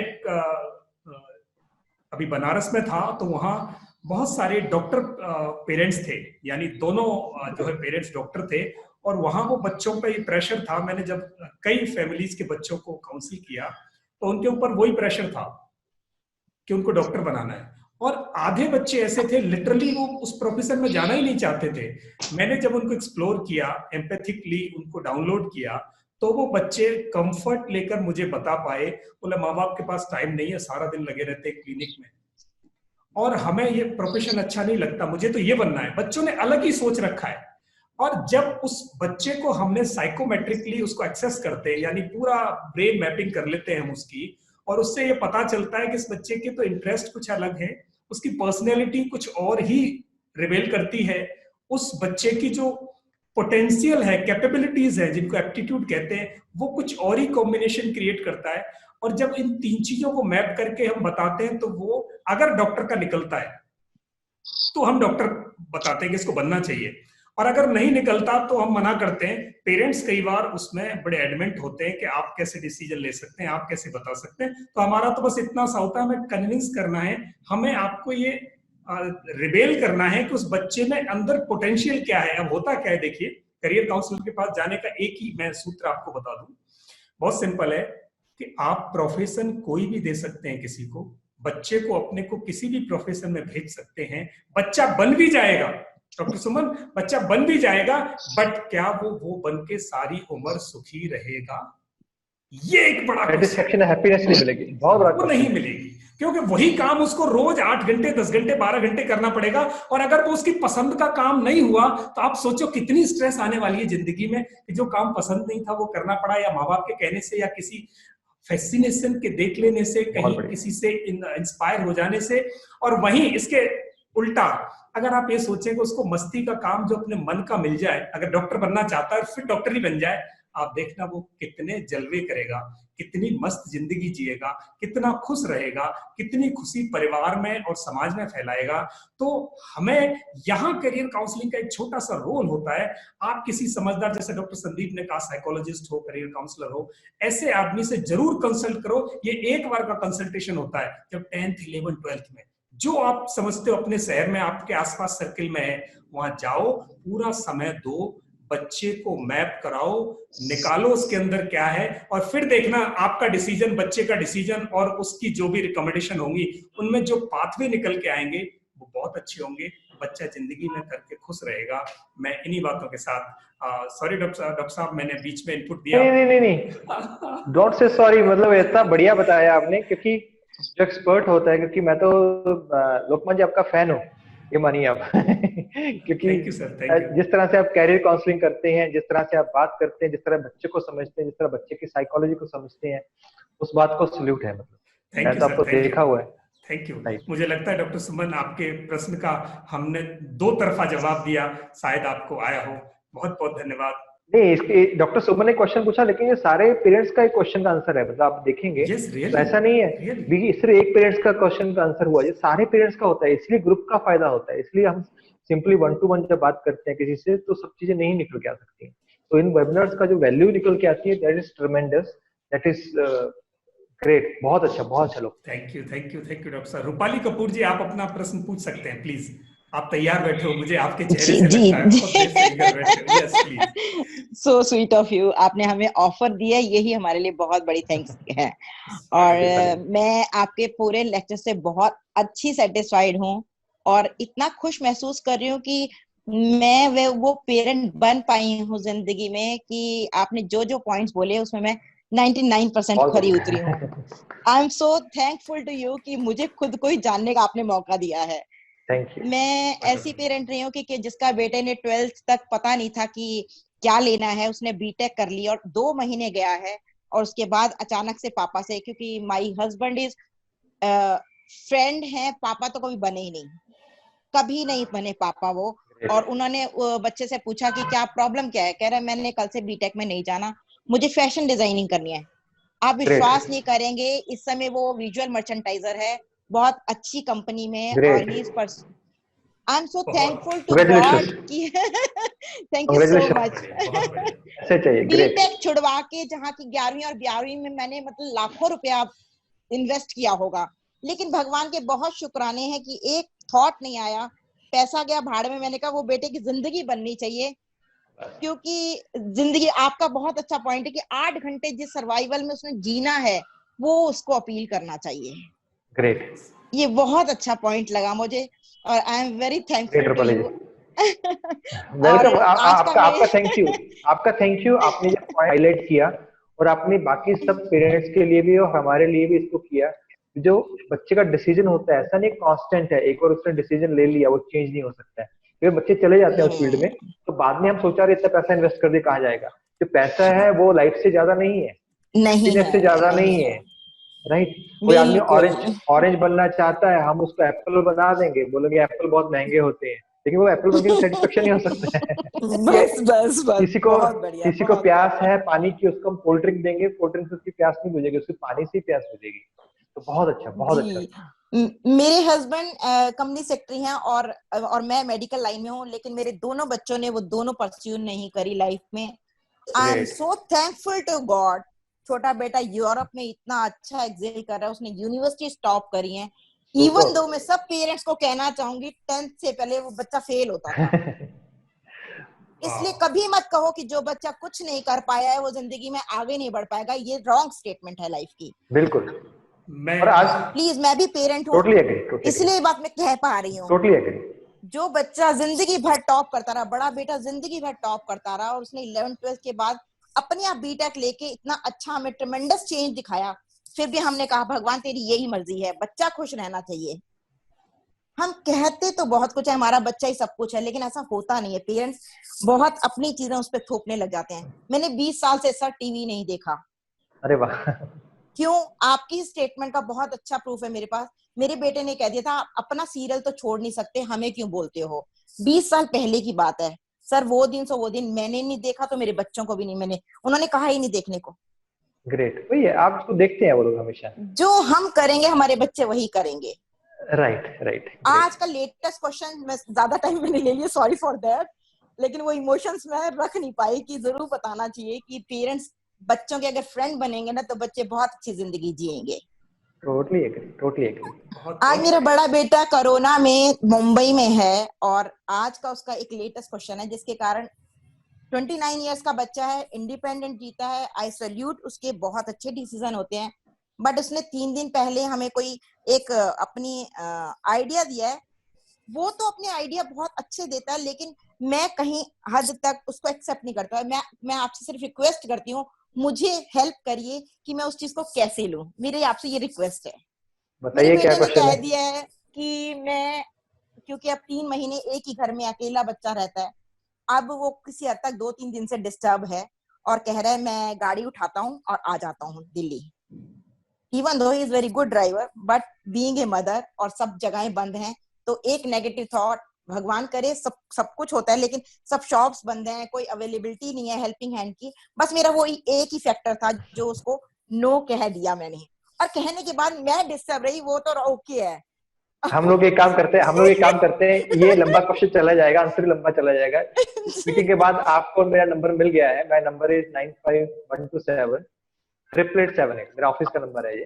तो आप इस पे हम लोग डिस्कस कर लेंगे, क्योंकि ये फोरम अलग है, क्योंकि इसमें गवर्नमेंट भी आती है, डिफरेंट चीजें आती है, तो बहुत सारा ओके। जो स्क्रीन पे हुआ था नंबर फ्लैश, वही है ना आपका नंबर? वही मेरा ऑफिस का नंबर है, मेरा ऑफिस का स्टाफ उसको टेक केयर करता है। ठीक है। Thank you so much sir. Thank you Rupali ji, आपसे इतना सीखने को मिला, रियली सैल्यूट करते हैं। Thank you so much. और आपके उस जज्बे को, जिसमें 20 साल से आपने टीवी को छोड़ रखा है, 20 साल से, मैंने भी 3 साल से छोड़ रखा है। इंदु वर्मा जी, आप अपना प्रश्न पूछ सकते हैं प्लीज। शिवा नागेश्वर जी ने लिखा हुआ है, उससे पहले एक काम करते हैं, आप सारे जितने कमेंट्स आए हुए हैं, जैसे डॉक्टर देवेंद्र पाठ का आया हुआ है, नागेश्वर जी का आया हुआ है, फ्लैश हो रहे हैं, आप एक बार सारे जो कमेंट्स हैं एक बार सारे 20-25 पढ़ दीजिए जो। हाँ, मैं पढ़ता हूँ। अच्छा लगेगा। मेन शिवा नागेश्वरा राव जी ने लिखा है, one of my student wants to go for B Tech with parents force she completed MBBS. After that again she finished BTech. Parents please don't force children. इन्होंने बिल्कुल सही लिखा है। और उसके बाद तेजिंदर जी ने लिखा है, I have 13-year-old son, want to understand how much we should discuss with kids on sex education. Right, बहुत अच्छा क्वेश्चन है ये उनका। उसके बाद डॉक्टर दीप ने लिखा था, very well informative and presented and got many good points, I would recommend to all parents of my groups. Thanks a lot doctor Sandeep.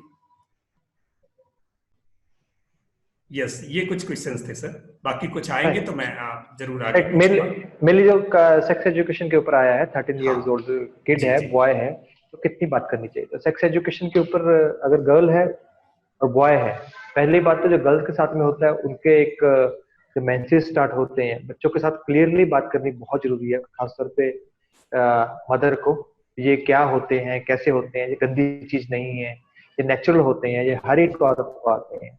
और साथ साथ में जो लड़के होते हैं उनको भी सिखाना बहुत जरूरी है कि गर्ल्स में ऐसा होता है, जब जो मेंसेस आते हैं, चेंजेस आते हैं, इसमें मूड चेंजेस आते हैं, क्या होता है क्या नहीं होता। लड़कों को तो पता भी नहीं होता, क्योंकि मैंने हस्बैंड देखे हैं जिनको ये भी नहीं पता है उनकी जो वाइफ है उनके मूड स्विंग्स क्यों होते हैं उन दिनों में।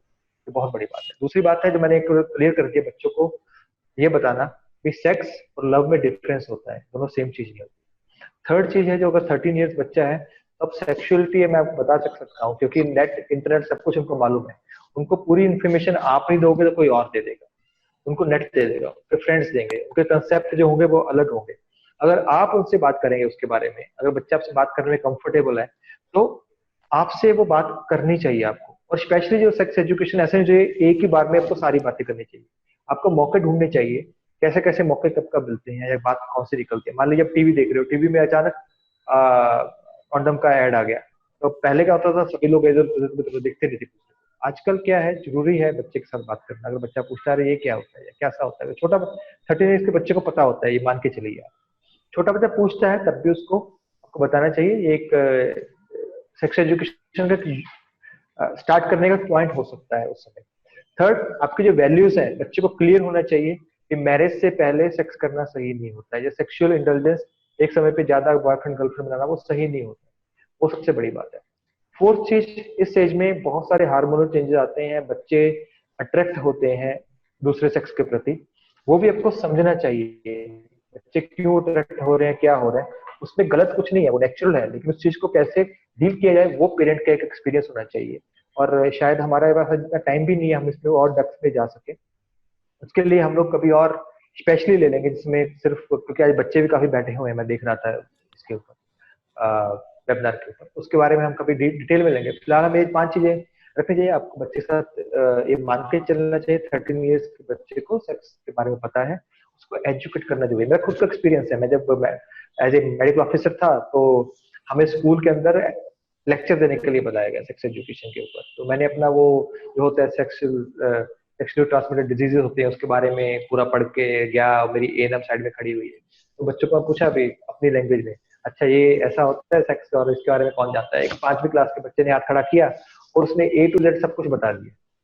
तो बच्चों को आजकल जो नॉलेज है पिक्चरों से, मूवी से, इंटरनेट से मिल जाती है, बाकी उनका पीयर ग्रुप होता है वो उनको बता देता है।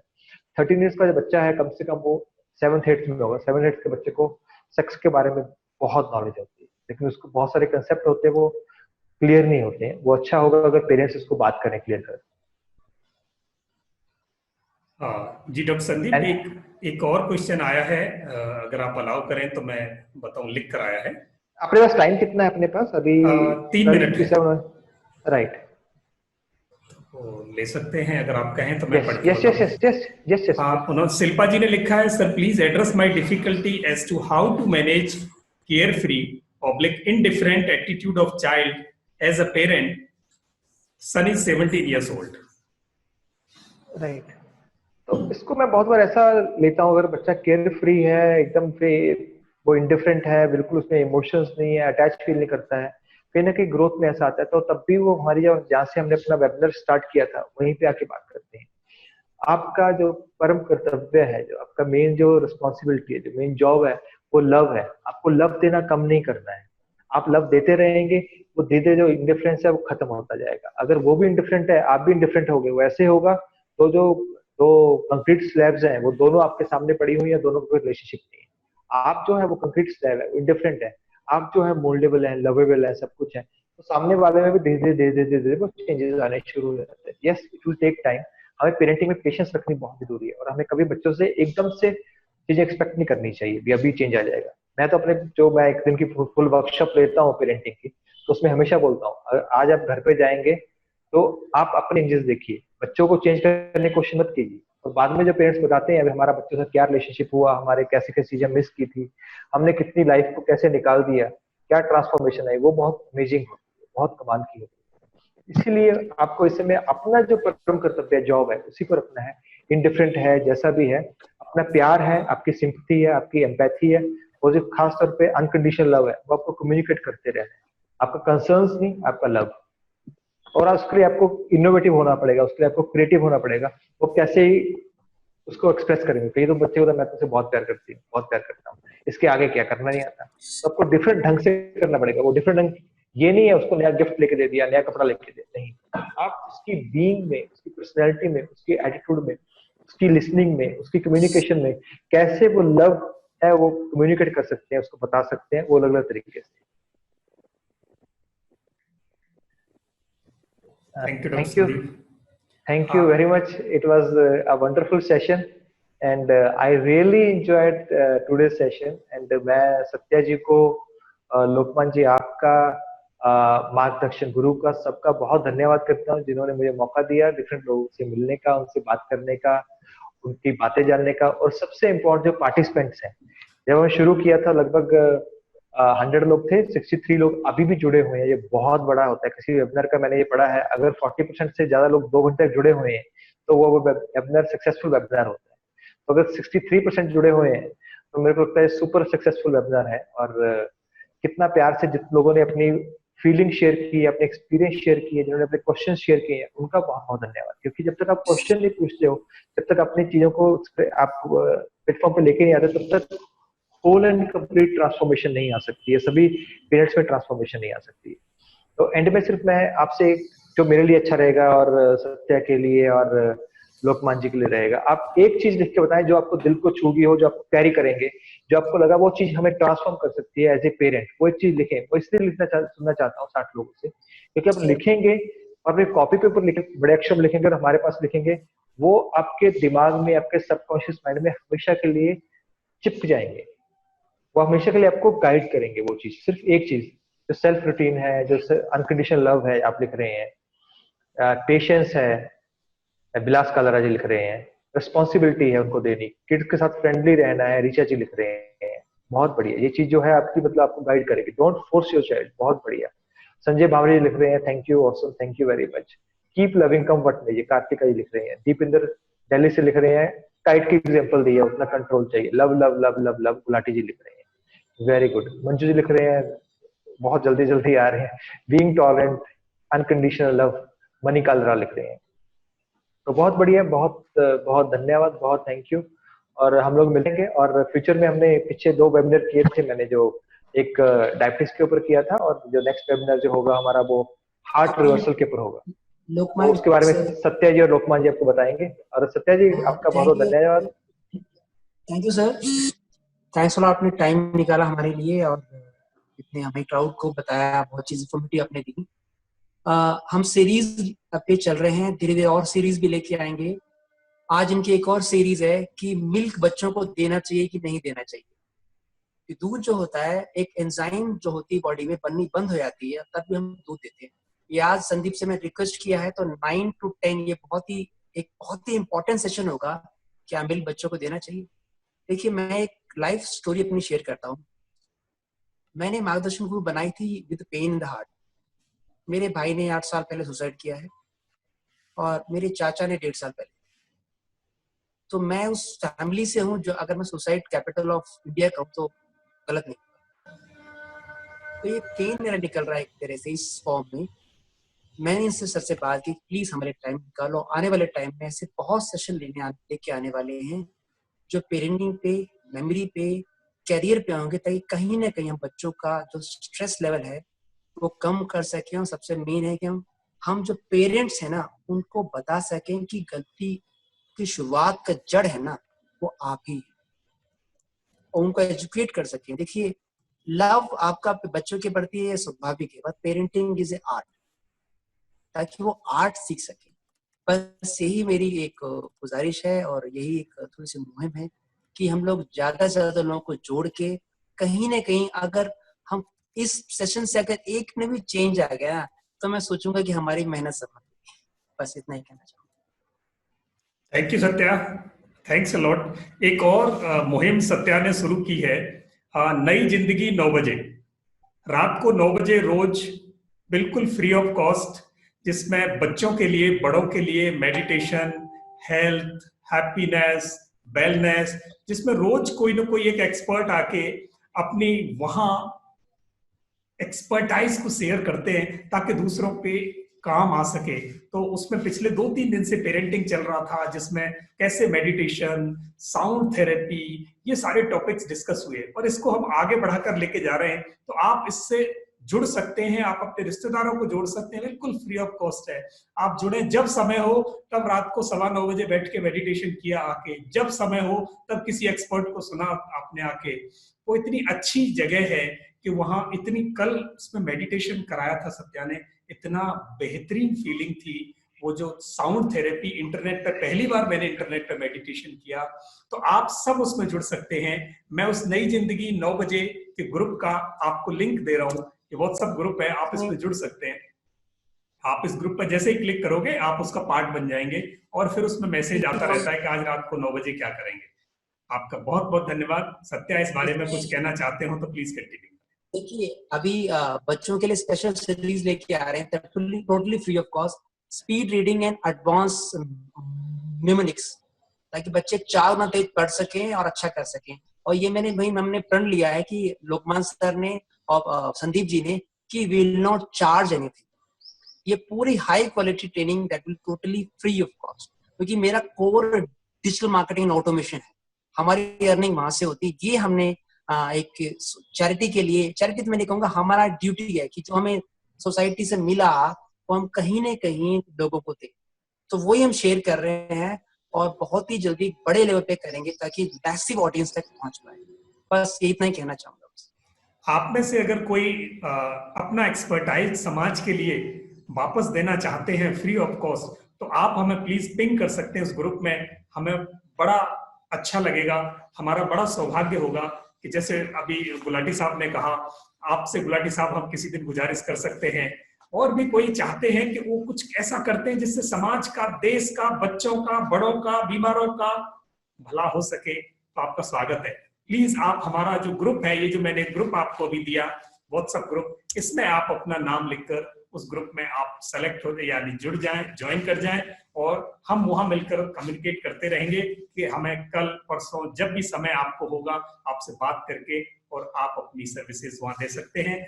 हमें बहुत अच्छा लगेगा, जितने लोग जुड़े हैं उनको अच्छा लगेगा। इन्हीं शब्दों के साथ आज की सभा को हम यहाँ रोकेंगे। रादर ये पूरी सीरीज है, ये चलती रहेगी, देर सवेर हम किसी न किसी विषय पर आपस में मिलते रहेंगे।